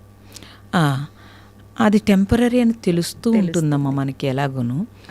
తెలిసినప్పుడు అట్లీస్ట్ ఈ భౌతిక సుఖం వాళ్ళకి కూడా తెలుస్తూ ఉంటుంది. ఇది కాదని అందుకే బోర్ కొట్టేస్తుంది. అవును, బోర్ కొట్టి వస్తువులను మారుస్తున్నారు, బోర్ కొట్టి మనుషులను మారుస్తున్నారు, బట్టలు మారుస్తున్నారు, అన్నీ మారుస్తున్నారు కదా. అంటే బోర్ కొడుతోంది కాబట్టి అది చూసుకున్నప్పుడు ఏది మనకి సుఖాన్ని ఇస్తోంది, ఇది టెంపరీ కదా. పర్మనెంట్ ఏది? ఇప్పుడు అద్దెంట్లో ఉంటూ ఉంటారు, పర్మనెంట్ ఇల్లు కట్టుకోవాలని మీకు ఎందుకు అనిపిస్తోంది? ఇంకా తిరగలేము, ఇలా కాదు, ఇది ఈ ఇంట్లో ఉంటూ ఉంటే ఏవో ఇబ్బందులు వస్తున్నాయి, లేకపోతే ఏదో వస్తుంది, మనకంటూ ఒక పర్మనెంట్ కావాలనిపిస్తుంది. అలా మనిషి తప్పనిసరిగా అన్ని ప్రాణుల్లోంచి వచ్చి ఈ మానవ జన్మలో ఆ జ్ఞానము, ఆ సోల్ వెతుక్కుంటోంది ఒక పర్మనెంట్ కోసం. ఇంకా అస్తమాను పుట్టి సచ్చి గోల నాకు వద్దురా నాయన, జ్ఞానం ఉన్న జన్మకు వచ్చావు నువ్వు, చక్కగా అలా ఉండమని లోపల సోల్ ఘోషిస్తోంది. అది వినగలిగితే కనుక, దానివైపు వెళ్ళగలిగితే కనుక, మీరు ఏమి ఎత్తుక్కోకలేదు, దానివైపు వెళ్ళగలిగితే మీ సోల్ ఏం చెప్తుందో అది మీరు వినగలిగితే కరెక్ట్గా జర్నీ చేస్తారు. అది అన్వేషిస్తోంది. ఎందుకనే ఇన్ని జన్మల నుంచి వచ్చింది కాబట్టి అట్లీస్ట్ మానవ జన్మలోనైనా సరే విడుదల కోసమే వచ్చింది ఈ జన్మకి. అది మీరు తెలుసుకోగలిగితే పాపం సోల్ని చాలా మనం ఇబ్బంది పెడుతున్నామని తెలుస్తుందమ్మా. అలా తెలిస్తే తప్పనిసరిగా వాళ్ళు అన్వేషిస్తారు, వెతుక్కుంటారు, వెతుక్కుని ఆ జర్నీ వైపు వెళ్తారు. ఫస్ట్ అందుకని ఆత్మోన్నతి, మీరన్న ఆత్మోన్నతి అంటే ఆత్మకి ఉన్నతి ఏంటండి? నేను ఆత్మ వైపు వెళ్ళడమే ఉన్నతి. ఉన్నది అది శక్తి, చైతన్యము, దానికి మళ్ళీ ఉన్నతి అక్కర్లేదు. అది ఉన్నతిగా ఉండడానికే మానవ జన్మకు వచ్చింది. కానీ నేను పక్కకి వెళుతున్నాను, అది మనం తెలుసుకున్నాం అనుకోండి, ఎప్పుడైతే ఆత్మ వైపు జర్నీ చేయటమే ఉన్నతి కింద లెక్క. అంటే మనం ఏది చేసినా కూడా బాహ్యంగా మనం ఏ రియాక్షన్స్ చూపిస్తున్నామో అది కాకుండా ఆత్మ ఆనందం, ఆత్మ సంతృప్తి, నీ సంతృప్తి అంటారు కదా, అది కలిగినప్పుడే అది నిజమైన ఆనందం అనిపిస్తుంది. ఇప్పుడు శాశ్వతంగా ఉంటుంది, అది శాశ్వతంగా ఉంటుంది. ఇప్పుడు మీకు ఏం చేసినా అసంతృప్తిగానే ఉంది. అవును, ఈ అసంతృప్తి ఎక్కడి నుంచి వస్తుంది అంటే మీరు రియల్గా వెళ్ళట్లేదు కాబట్టి అసంతృప్తి వస్తుంది. ఇప్పుడు కోరిక కూడా ఎక్కడి నుంచి పుడుతుందండి? అసంతృప్తి నుంచే పుడుతుంది. మీరు జాబ్ చదువుకోవడమే ముఖ్యం అనుకున్నారు, తర్వాత జాబ్ రావడమే ముఖ్యం అన్నారు, మళ్ళీ తర్వాత ప్రమోషన్ రావడమే ముఖ్యం అనుకున్నారు, మళ్ళీ ఆ ప్రమోషన్ నుంచి ఇంకొంచెం ప్రమోషన్ అలా వెళ్ళి రిటైర్ అయిపోయారు. రిటైర్ అయిపోయిన తర్వాత ఇప్పుడు ఏం చేస్తున్నారు? మళ్ళీ మీరు మళ్ళీ వెతుకుతున్నారు. ఏం వెతుకుతున్నారు? అప్పుడు రిటైర్ అయిపోయాను కాబట్టి ఇప్పుడు నేను స్పిరిచువల్లోకి వెళ్తాను. వెతుకుతున్నారా? వెతకట్లేదా? వెతుకుతున్నారు. అంటే ఇంకా ఆగలేదు కదండి. ఆగలేదు. అవును. అంటే ఆఖరి నిమిషం వరకు కూడా ఏదో ఒకటి వెతుకుతున్నారు కదా, వెతుకుతూనే ఉంటాం. వెతుకుతున్నారు. అవును. అదే ఒక బ్రహ్మచారి అంటే స్పిరిచువల్లోకి వచ్చాడు, ఏదో చదువుకున్నాడు, కాదు నాకు ఇది కాదు జీవితం అని అన్వేషణ మొదలుపెట్టాడు. మొదలుపెట్టి పోనీ ఒక గురువు అయ్యాడు, లేకపోతే ఒక సాధువు అయ్యాడు, లేకపోతే ఒక ఆశ్రమంలో ఉన్నాడు అనుకుందాం. పోనీ ఇంక వాడు వెతకట్లేదు కదా, ఆగాడు అక్కడ. అవును. ఆగి తాను తెలుసుకున్నది బోధిస్తున్నాడో, లేకపోతే తాను తృప్తిగా ఉంటున్నాడో, లేకపోతే ఈ సొసైటీకి ఏదో సేవ చేస్తున్నాడో, లేదా సొసైటీ కాకపోతే సూక్ష్మతలో సేవ చేస్తున్నాడో, సెల్ఫ్ సాటిస్ఫాక్షన్తో జీవిస్తాడు మనీ లేకపోయినా. మరి ఎలా జీవించగలుగుతున్నారు?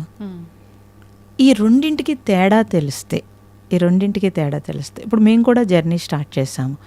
చదువుకోవాలి, లేకపోతే జాబ్ చేయాలి, లేకపోతే డబ్బులు సంపాదించాలి, ఇల్లు కట్టుకోవాలి అని. అందులో సాటిస్ఫాక్షన్ లేదు అని తెలిసినప్పుడు, ఈ జర్నీలోకి వచ్చినప్పుడు, ఇందులో సాటిస్ఫై అయినప్పుడు ఇక్కడ ఆగామా లేదా?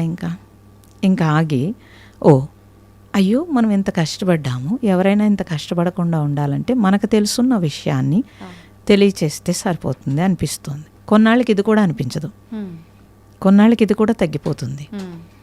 తగ్గిపోతే కనుక మనకి మనము సాటిస్ఫాక్షన్గా ఉండడమే ఉంటుంది.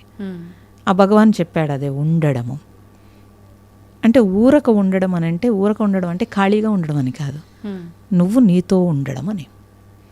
నేను నాతో ఉండడం అనేది చాలా హ్యాపీనెస్ని ఇస్తుంది. మనుషులందరూ అన్నీ పెట్టుకుని వాళ్ళతో ఉండకుండా ఇబ్బంది పడుతున్నారు. అన్నీ ఉంటున్నాయి, ఎవరికి హ్యాపీనెస్ ఉంది చెప్పండి? లేదు. మరి మళ్ళీ అన్వేషిస్తున్నారు స్పిరిచువల్ అని చెప్పి. డబ్బుంటే ఆనందం అనుకుంటారు, మరి అది ఆ డబ్బు మరి సంపాదిస్తారు, అయినా ఆనందం ఉండదు. ఇప్పుడు మీరు అలా అయితే బిల్ గేట్స్ లేకపోతే టాటా వాళ్ళు అందరూ బోల్డ్ ఆనందం పొందాలి కదమ్మా. అవును అవును. మళ్ళీ వాళ్ళు పొందట్లేదు కదా. అంటే డబ్బుతో ఆనందం కలిగిస్తుందేమో కానీ అది శాశ్వతం కాదు. డబ్బుతో సౌకర్యం వస్తుంది, భోగం వస్తుంది, కానీ పూర్తిగా తృప్తి అయితే రాదు. డబ్బుతో సౌకర్యం, డబ్బు వద్దని నేనేం చెప్పట్లేదు. అవును. నువ్వెవరి మీద ఆధారపడకుండా నువ్వు ఏర్పాటు చేసుకోవడం తప్పని ఎవరూ చెప్పరండి. డబ్బుతో ఆనందం వస్తుందండం తప్పు. అది అంటే నీకు కావాల్సినవి ఇవ్వడానికి అది మాధ్యమం కింద ఉపయోగించుకుంటున్నాం మనం తప్పనిసరిగా. అవసరం అంతే, అది అవసరం. వస్తువు ఎలా అవసరమో అది కూడా అవసరం. అది తెలిస్తే చాలు, అప్పుడు ఎంత అవసరమో తెలుస్తుంది. ఎంత అవసరమో తెలిస్తే ఇంత పరుగు ఉండదు. వాడి జన్మని వాడు ఎంతో కొంత ఉపయోగించుకుంటాడు. ఎంత అవసరమో తెలియకపోతే ఎప్పుడోకప్పుడు పరుగు పెట్టి అదంతా వదిలేసి వెళ్ళిపోవాల్సి వస్తుంది. అది ప్రాబ్లం వస్తుంది. అమ్మ, ప్రస్తుత రోజుల్లో చూసుకుంటే ఒకప్పటి కాలంలో అసలు ఈ విడాకులు అనే కాన్సెప్టే మన ధర్మంలో లేదు అసలు. ఎప్పుడు కూడా అంటే ముసలి వయసు వచ్చి ఎవరో ఒకరు వెళ్తే తప్ప వాళ్ళు ఒంటరిగా ఉండేవాళ్ళు కాదు, ఒకరినొకరు విడిచి. అలా ఉండేవాళ్ళు. ఇప్పటి పరిస్థితి మాత్రం అది పెళ్ళైనాక నెల, సంవత్సరమా, ఏంటి, ఎప్పుడు అనేది సంబంధమే లేదు, విడాకులు ఎక్కువగా చూస్తూ ఉన్నాం. ఎందుకు ఇలా అవుతుందంటారు? అటువంటి వాళ్లకు మీరు ఒక చిన్న మెసేజ్ ఇవ్వాలంటే ఏమిస్తారు? భరించలేకపోతున్నారు. ఏం భరించలేకపోతున్నారనంటే వాళ్ళకి కావలసినవి ఏవో అనుకుంటున్నారు, ఆ కావలసినవి అందకపోతే భరించలేకపోతున్నారు. ఒకప్పుడు మనం అనేవారు, అందరూ కలిసి ఉండేవారు. అంటే ఒక ఊరంతా కలిసి ఉండేది. ఆ తర్వాత కుటుంబం విడిపోయింది. కుటుంబం నుంచి భార్య, భర్త, పిల్లలు విడిపోయారు. ఇప్పుడు అది కూడా లేదు. నేను నా భర్త అని వెళ్ళిపోతున్నారు.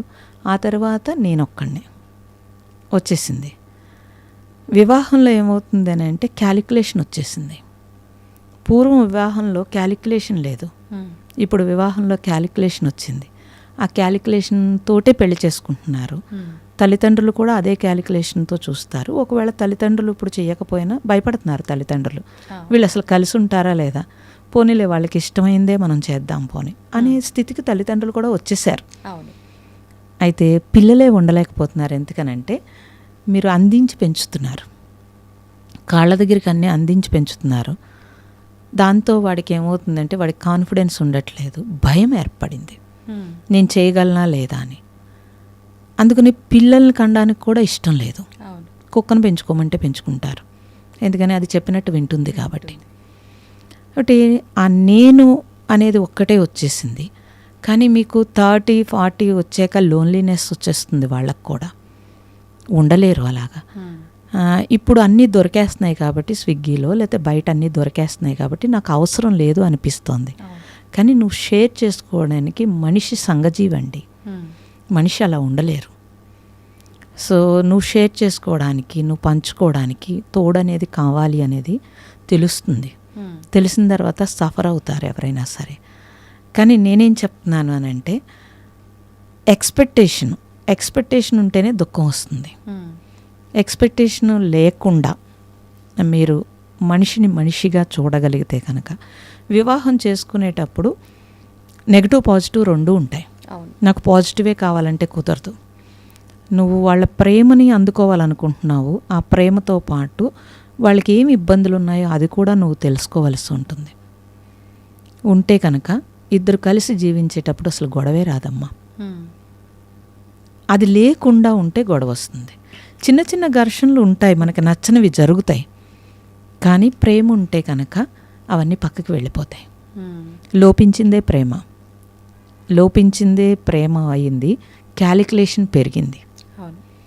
ఆ క్యాలిక్యులేషన్ లేకుండా మనము యాక్సెప్టెన్సీ కనుక, అలా అణిగిమణిగి ఉండమని నేను చెప్పట్లేదు. అట్లీస్ట్ మనం అర్థం చేసుకుని యాక్సెప్టెన్సీ వస్తే, కాదండి అవతల వాళ్ళు అర్థం చేసుకోవాలి కదా అని అడుగుతున్నారు. సేపు ఒక సైడ్ నుంచే మేమే అర్థం చేసుకోవాలా, ఎదుటివారు కూడా ఒకసారి కాకపోతే ఒకసారి అర్థం చేసుకోవచ్చు కదా.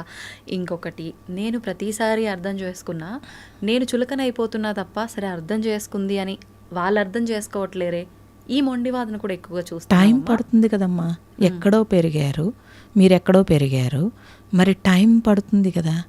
ఒక సెల్ ఫోన్ కొనుక్కున్నారు, అది మీకు అలవాటు అవడానికే టైం పడుతుంది కదా. మరి టైం పడుతుంది కదమ్మా. ఇదంతా కూడాను మన పిల్లలే మనల్ని అర్థం చేసుకోవడానికి టైం పడుతుంది. వాళ్ళు తల్లిదండ్రులు అయ్యాక కానీ తల్లిదండ్రులు నచ్చట్లేదు వాళ్ళకి. మరి మనం ఇద్దరం కలిసి జీవించేటప్పుడు టైం పడుతుంది ఇద్దరికి బాండింగ్ రావడానికి. ఆ టైం నువ్వు ఇవ్వకపోతే ఎలాగా? కాలంలో ఆ టైం ఇవ్వకపోతే ఎలాగమ్మా? ఇవ్వడం మానేసి నువ్వు నాకు అక్కర్లేదనే పరిస్థితికి వచ్చేస్తే ఎలా అవుతుంది అది? పోనీ అక్కర్లేదు అంటున్నారు, సెకండ్ మ్యారేజ్ చేసుకున్నప్పుడు రాజీ పడుతున్నారు కదమ్మా. మొదటి మ్యారేజ్లో వద్దనుకున్న తప్పులన్నీ సెకండ్ మ్యారేజ్లో రాజీ పడుతున్నారు కదా. లేదు రాజీ పడం, మేము ఒంటరిగా ఉంటామంటున్నారు. అప్పుడు లోన్లీగా డిప్రెషన్కి వెళ్తున్నారు కదా. ఎందుకు వెళుతున్నారు? ఒంటరిగా ఉండి ఆలోచనలు. మరి ఇవన్నీ ఆలోచించుకున్నప్పుడు నువ్వు టైం ఇచ్చినప్పుడు ఆటోమేటిక్గా మీకు అన్నీ సెట్ అవుతాయి. కాలంలో అన్నీ తెలుస్తుందమ్మా. అసలు ముందు ఆ కాలం ఇవ్వాలి కదా. మీరు వంట చేసేటప్పుడు కాలం ఇవ్వనంటే కుదరదు అసలు. మీరు ఎంత శ్రద్ధగా దానికి టైం ఇచ్చి వండిన దానికి, వంట లేని దానికి తేడా తెలుస్తుంది. మనం తినేటప్పుడు మనకి చాలా ఇబ్బంది అవుతుంది. సో జీవితంలో కూడా అంతే. నువ్వు అర్థం చేసుకోవడానికి టైం పడుతుంది, మారడానికి కూడా టైం పడుతుంది, మనకు నచ్చినట్టు అవ్వడానికి కూడా టైం పడుతుంది. నువ్వు ఇస్తూ ఉంటే కనుక, నువ్వేదైనా ప్రేమని ఇస్తున్నప్పుడు అవతల వాళ్ళు కూడా ఎప్పుడోకప్పుడు కరగకుండా ఉంటారా? మనకి రామాయణం చెప్తోంది, రాయి కూడా రాముడి పాదం తగిలినప్పుడు ఆమె నాతి కింద మారింది కదా. ఎలా మారింది? ఇవన్నీ తెలియచేస్తున్నాయి. చరిత్ర తెలుసుకుంటే తెలుస్తుంది. ఏమీ తెలియకుండా నాకు అన్నీ కావాలంటే ఎలా కుదురుతుంది? అందుకని నేనేం అంటానంటే, మీరు వివాహం చేసుకున్నప్పుడు నో ఎక్స్పెక్టేషన్ తోటి వివాహం చేసుకోవడం ఒకటి. కొంచెం టైం తీసుకోమంటున్నాను. కొంచెం టైం తీసుకుని అప్పుడు కూడా మీకు సూట్ అవ్వకపోతే అప్పుడు మీరు నిర్ణయించుకోండి అంటాను. ఇంకొకటి, అర్థం చేసుకోవడానికి ఆ టైం ఇవ్వడంతో పాటు ఒకరికొకరు టైం ఇవ్వకపోవడం కూడా ఈ గొడవలకు దారి తీస్తుందేమో కదమ్మా. ఒకరికొకరు టైం ఇచ్చుకోకపోవడం ఒకటి. టైం అంటే తలకాయ సెల్ ఫోన్లో పెట్టుకుంటే ఎలా కుదురుతుందమ్మా? టైం లేదనడానికి లేదు. ఎవరి సెల్ వాళ్ళు పట్టుకుని కూర్చుంటే ఏం టైం ఇస్తారు? వాళ్ళ వంక ఏం చూస్తారు చెప్పండి. అంటే మీరు ఇందాక అన్నట్టు ఏది ప్రతి వస్తువు ప్రతి సిచ్యువేషన్ బోర్ కొట్టినట్టు మనిషికి మనిషి మాటలు కూడా బోర్ కొట్టే పరిస్థితి వచ్చి, అంటే మొబైల్ చూస్తుంటే 1,00,000 ఉంటాయి అందులో. అంటే కొన్ని చూస్తే నవ్వుతాము, కొన్ని చూస్తే ఇంకేదో, ఇంకొన్ని చూస్తే ఇంకేదో. దీనికి అలవాటు అయిపోయారు. మనిషితో మాట్లాడితే ఏం మాట్లాడతాను, ఏదైనా మాట్లాడితే మాట పెరిగి గొడవ దాకా దారితీస్తుంది. దానికన్నా ఫోన్ చూసుకోవడమే ఉత్తమం. ఇలాంటి ధోరణి ఏర్పడి అప్పుడు ఫోన్ పెళ్లి చేసుకోవాలి కదా. మనిషిని ఎందుకు పెళ్లి చేసుకోవడం? అది నిజమమ్మా. అది అటు నుంచి ఏమీ రాదు, ఆ. అందుకు నచ్చుతోంది. అంటే అది మాట్లాడలేదు return లో. మాట్లాడలేదు కాబట్టి అందుకు నచ్చుతోంది కదా. అదే. అప్పుడు వివాహం చేసుకుని నువ్వు ఫోన్ చేసుకోవడం ఎందుకు? అది తీసేసి అసలు మానేస్తేనే బెటర్ కదా, ఇంకొకళ్ళ జీవితం నాశనం చేయక్కర్లేదు. ఈ మధ్యకాలంలో ఒక వీడియో చూసామ్మా నేను. ఉమ్. హస్బెండ్ పెద్ద ఆయన ఫోన్ చూస్తూ ఉన్నాడు ఎంతసేపు ఆ ఉయ్యాల్లో కూర్చొని. ఆయన్ని చూస్తూ వాళ్ళ కొడుకు కూడా సేమ్ అదే విధానం ఫాలో అవుతున్నాడు. ఈ పెద్ద అయిన వైఫ్ అంటే ఈ అబ్బాయి వాళ్ళ మదరు, ఆల్రెడీ ఈయన కూడా పెళ్ళైపోయింది, తను వెళ్ళి ఏదో మాట్లాడడానికి ప్రయత్నించింది. కానీ ఆయన పట్టించుకోకుండా ప్రతిసారి అలా ఫోన్లో చూస్తూ ఉండడం. ఆమె తీసుకొని వెళ్ళి తాళి, అది పసుపు కొమ్ము ఉంటుంది కదా, అది ఫోన్కి కట్టిస్తుంది అనమాట. అంటే నీకు మనుషులతో అవసరం లేదు, నువ్వు ఫోన్నే పెళ్లి చేసుకో అని చెప్పి. వెంటనే అక్కడ వాళ్ళ అబ్బాయి కూడా అదే ఫాలో అవుతున్నాడు కదా, వాళ్ళ కోడల సైడ్ ఒక లుక్ ఇస్తాడు అనమాట. అంటే ఏది ఎవరు ఆచరిస్తే అలా ఫాలో చేస్తారు. ఇందాక మీరు చెప్పినట్టుగా ఇంట్లో పెద్దవాళ్ళు ఏ విధానం అయితే ఫాలో అవుతారో అది తప్ప ఒప్ప ఏమీ ఉండదు, అది ఫాలో అవుతారు. నిజంగా అలాంటి వాళ్ళు ఫోన్నే పెళ్లి చేసుకోవాలి. అది నడుస్తుంది. మెయిన్ ఒక రిలేషన్ లో ఉండాల్సింది అర్థం చేసుకోవడము, అంతే, టైం ఇవ్వడం, ఈ రెండు ఇవ్వాల్సింది ఉండాలి. దానికన్నా ముందు ఆ ఓపిక సహనం ఉంటేనే ఈ అర్థం చేసుకునేది కూడా అలవరుతుంది. అవును అమ్మ, స్ట్రెస్ అదొక పెద్ద భూతం, ఇప్పుడు ఒక పెద్ద సమస్య. అది నిజంగా సమస్యలకే సమస్య ఏదైనా ఉందా అంటే అది ఇప్పుడు స్ట్రెస్సే. దానివల్ల మనశ్శాంతి లేకుండా ఉండటం. మామూలుగా ఇలా మనశ్శాంతి లేకపోవడం అనేది ఒక ఫ్యామిలీ ఉండి ఆ రెస్పాన్సిబిలిటీస్ అన్నీ బ్యాలెన్స్ చేయలేక, అన్ని ఆర్థిక పరంగా కానీ ఏ రకంగా అయిన ఇబ్బందులు ఉంటే అటువంటి వాళ్ళకి స్ట్రెస్ ఉంటుందేమో, మనశ్శాంతి ఉండదేమో. ఇప్పుడు అలా కాదు, చిన్న వయసు పిల్లల నుంచి కూడా ప్రతి ఒక్కరూ స్ట్రెస్కి ఫీల్ అవుతున్నారు. ఎందుకు అంటే ఏమీ ఉండదు, ఆ చిన్నదాన్ని కూడా వాళ్ళు పెద్ద దానిలో తీసుకోవడము, స్ట్రెస్ ఫీల్ అవ్వడము. ఇలా చాలామంది సూసైడ్ దాకా వెళ్ళిన వాళ్ళు కూడా ఉన్నారు. మీరు ఒక 90 మందికి పైగా స్ట్రెస్ నుంచి విముక్తి చెందేలా చేసి మళ్ళీ వాళ్ళ ఫ్యామిలీస్కి వాళ్ళని నార్మల్ స్థితిలో అప్పచెప్పడం జరిగింది. ఒక సింపుల్గా ఒక 2-3 టిప్స్ ఏమన్నా దాని నుంచి బయటపడాలి అని అంటే ఏం చేయొచ్చు, వాళ్ళ డైలీ లైఫ్ని ఎలా మార్చుకోవచ్చు? అసలు స్ట్రెస్ దేనికి వస్తుంది వాళ్ళకి చూసుకోవాలమ్మా. ఎక్కడైతే స్ట్రెస్ వస్తుందో ఆ విషయాలు కొంచెం దూరంగా ఉండటం మంచిది, కానీ ఒప్పుకోరు అలాగా. దాని మీదే ఫోకస్. అంటే స్ట్రెస్ ఎప్పుడు వస్తుందంటే కొంతమందికి వాళ్ళు అనుకున్నది అయిపోయే వరకు వేగం తగ్గదు, మైండ్ వేగము. పూర్వం ఎవరికి స్ట్రెస్ లేదు కదమ్మా. మన జీవన విధానంలో ఆ స్ట్రెస్ రాకుండా ఉండడానికి లైఫ్ స్టైల్లోనే మనకి డిజైన్ ఉంది అలాగా. మీరు జపం చేశారనుకోండి, కొద్దిసేపు ప్రశాంతత వస్తుంది. ఒక దీపం వెలిగిస్తే కొద్దిసేపు ప్రశాంతత వస్తుంది. అంటే రోజు మొత్తంలో మీరు ఆహారం అలసిపోయారనుకోండి, శరీరం అలసిపోతే వెంటనే పడుకుని రెస్ట్ తీసుకుంటున్నారు. మరి మైండ్కి రెస్ట్ ఎప్పుడు ఇస్తున్నారు? అసలు రెస్ట్ అని చెప్పి మంచమే పడుకుని సెల్ ఫోన్ చూస్తారు. అవును, మరి రెస్ట్ అవుతుందా, వేగం అవుతుందా? వేగమే. మరి మీరు ఒక్కసారి కూడా మీ మైండ్ని పట్టించుకోకపోతే స్ట్రెస్ వస్తుంది. అందుకు నేనేమంటున్నానంటే, మీరు శరీరం ఎలా అయితే రెస్ట్ కావాలని అనిపిస్తుందో మైండ్ కూడా రెస్ట్ ఇవ్వాలి అన్నది ఫస్ట్ తెలియాలి. ఇది సింపుల్. అసలు ఆ రెస్ట్ ఇవ్వాలి అని అంటే నేను ఎలా అయితే నా మైండ్ కామ్ అవుతుంది అది మీరు చూసుకోవాలి. అది బుక్ చదువుకుంటారా, మొక్కల్లోకి వెళ్తారా, లేకపోతే వంట చేస్తారా, కొంతమందితో మాట్లాడితే వాళ్ళకి బాగుంటుంది, లేకపోతే ఎలా అయితే బాగుంటుంది, ఎలా అయితే మీకు ఆ మైండ్కి హ్యాపీగా అనిపిస్తుంది, లేదా ఎలా అయితే అసలు పూర్తిగా రెస్ట్ దొరుకుతుంది. ఇది మీరు ఎవరి జీవితంలో వాళ్ళు ఎవరికి ఒకే టెక్నిక్ అందరికీ పనిచేయదమ్మా. వాళ్ళు చూసుకోవాలి. చూసుకుని చక్కగా ఆ రోజంతా నా మైండ్ని ఇంత వేగంగా నడుపుతున్నాను కాబట్టి అట్లీస్ట్ నా మైండ్ కోసం నా టైము కనీసం 10 నిమిషాలు ఇస్తాను, పావుగంట ఇస్తాను. చిన్న ట్రిప్పు. ఈ 10 నిమిషాలు, ఈ పావుగంటలో నేను రొటీన్ పని చేయను, ఇంకా అలానే కొత్త పని కూడా చేయను. ఎలా అయితే నాకు నా మైండ్కి పీస్గా అనిపిస్తుంది అదే చేస్తాను అని కనీసం ఒక నెల రోజులు చేసి చూడండి అంటాను నేను. మీరు వద్దన్న టైంకి మీ మైండ్ అక్కడికే వచ్చేస్తుంది. ఆ తర్వాత ఏం చేస్తుందంటే మీరు ఎక్కువ స్ట్రెస్ పెట్టే కొలది అదే చెప్తుంది, నువ్వు ఆపు ఇంకా అని చెప్పి. మేము ఆశ్రమంలో చేసేది అదే చేస్తాం. తర్వాత కాన్ఫిడెన్స్ పెరిగేటట్టుగా వాళ్ళకి పనులకు చెప్తాం. అసలు మేము చేయలేము, మేము చెందలేము అనుకున్నవన్నీ చేయిస్తాను. లేడీస్ వచ్చి పార పట్టుకుని గుణపం పట్టుకుని లేకపోతే అన్ని పనులు ప్రతి పని నేర్చుకుంటారు. కాన్ఫిడెన్స్ పెరిగితే కనుక స్ట్రెస్ లెవెల్ తగ్గుతుంది, భయం పోతుంది. ఫస్ట్ వాళ్ళ మీద వాళ్ళకి భయం పోతుంది. భయమే స్ట్రెస్ కారణం. భయము స్ట్రెస్ కారణము, మైండ్ వేగము స్ట్రెస్ కారణం. ఈ రెండే ఉంటాయి. ఈ రెండింటిని మనము బ్యాలెన్స్ చేయగలిగితే కనుక లైఫ్లో ఎప్పుడు స్ట్రెస్ రాదు. పరిస్థితిలో ఇబ్బందులో ఏమొచ్చినా కాసేపు స్ట్రెస్ అనిపించినా వెంటనే బ్యాలెన్స్ చేసేసుకోగలుగుతాడు. బాడీకి మీరు గుడ్ ఫుడ్ లేకపోతే గుడ్ హెల్త్ అని అన్నీ ఇస్తున్నారు కదమ్మా, మైండ్కి కూడా ఇవ్వాలి అని చెప్తున్నాను నేను. మైండ్కి కూడా మీరు ఇస్తే మొత్తం మైండే ఈ బాడీని నడుపుతోంది కదా, అప్పుడు ఈ మైండ్ని మీరు కాపాడితే కనుక లైఫ్ లాంగ్ స్ట్రెస్ లేకుండా ఉంటారు. ఎవరు మైండ్ని కాపాడాలనుకోవట్లేదు, బాడీనే కాపాడాలనుకుంటున్నారు. అదొక్కటే తీసేయాలి.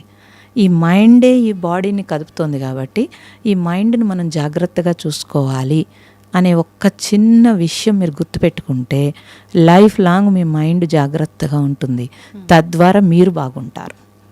ఓకే, శరీరపరంగా ఎలాంటి జాగ్రత్తలు తీసుకుంటున్నామో అసలు ముందు ఫోకస్ పెట్టాల్సింది మైండ్ పరంగా. అది ఒత్తిడికి గురవుతోందా, అది ఒత్తిడికి గురవుతోందా, ఏం చేస్తోంది, ఏది ఇబ్బంది పడుతోంది. ఎవరినో చూస్తే మనకు అసూయ వస్తుంది, ఎందుకండి మనం వెళ్ళడం కదా. ఓ పార్టీకి వెళ్ళాం, మనకు అసూయ వస్తుంది, ఇలా నాకు లేదే అనిపిస్తోంది. మైండ్కి స్ట్రెస్ ఇస్తున్నారు మీరు. అప్పుడు అంత హయ్యెస్ట్ పార్టీకి మానేసి నువ్వు లోయెస్ట్ పార్టీకి వెళ్ళాలి అన్నాను అనుకోండి, నచ్చదు, అస్సలు నచ్చదు. అంటే మీ మైండ్ని మీరే నలుపుతున్నారు కదా. అలా ఎందుకు? అప్పుడు ఇంటికి వచ్చి గొడవ పెట్టుకుంటారు. వాళ్ళు అలా ఎంత బాగున్నారు, మనం ఎందుకు బాగాలేదు, నువ్వు ఇలా చేసే వల్ల, అప్పుడెప్పుడో వ్యాపారంలో పోవడం వల్ల, లేకపోతే ఇలాగా మళ్ళీ ఇంకొంచెం స్ట్రెస్ ఇచ్చారు. మీరు ఇవ్వడమే కాదు, ఇంట్లో వాళ్ళకి కూడా ఇచ్చారు. తద్వారా వాళ్ళెదురు కొట్టుకుంటుంటే పిల్లలు స్ట్రెస్ ఫీల్ అవుతారు. అంటే ఇప్పుడు స్ట్రెస్ మనమే తీసుకోవట్లేదు, అందరికీ పంచుతున్నాం.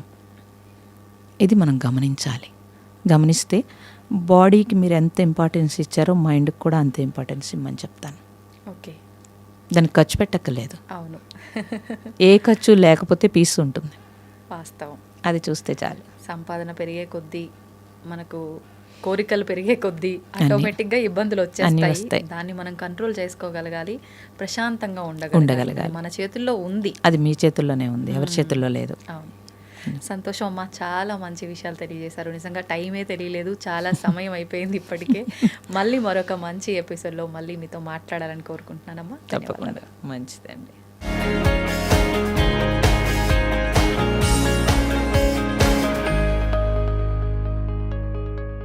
And for more videos, please subscribe to iDream. Please subscribe to iDream. Please subscribe iDream. And please subscribe to iDream. For more videos, subscribe to iDream. please like, share and subscribe to the channel. Congratulations, iDream. Subscribe to iDream. Subscribe to iDream. So subscribe to iDream Media. iDream ki iDream team andarki huge congratulations. Please subscribe iDream Media. Please subscribe to iDream. Subscribe iDream. Please subscribe to iDream. iDream అంటే నా కళల channel subscribe చేసుకున్న నోరు తిరుగుతలేదు, మీరైతే గంట గుర్తు కొట్టండి. For more such videos, please subscribe to iDream. Subscribe to iDream. Please subscribe to iDream. Please subscribe iDream Media. Please do subscribe to iDream. Please subscribe to iDream Media. For best entertainment and information, please subscribe iDream. And don't forget to subscribe to iDream.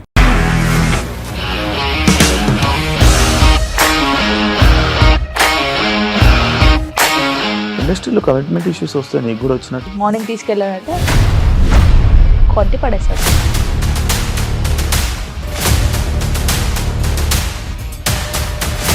ఒక్కళ్ళు కూడా చూడలేదు ఈ cinema అని చెప్పడానికి కూడా చాలా ధైర్యం కావాలి. అది నిజం కదా, దాంట్లో ధైర్యం ఏంటి? ఇది నెక్స్ట్ డే ప్లేట్ మార్చేస్తే తప్పు కదా. As of now we're comfortable this అని నేను అనుకుంటున్నాను. రష్మిక గారిది మీది ఒకే ఊరు అంట కదా. నీకు కోపం వచ్చిందంటే బాగా తిట్టేత్తరా? తిట్టేద్దామండి. నిజంగా గేమ్ ని ఎలా చేంజ్ చేయగలిగారు? ఏపీఎస్ఎఫ్సి వాళ్ళకి 6 నెలల్లో నేను 6 లక్షలు కట్టా. బిజినెస్ చేయాలనుకుంటే it is as difficult as riding a tiger.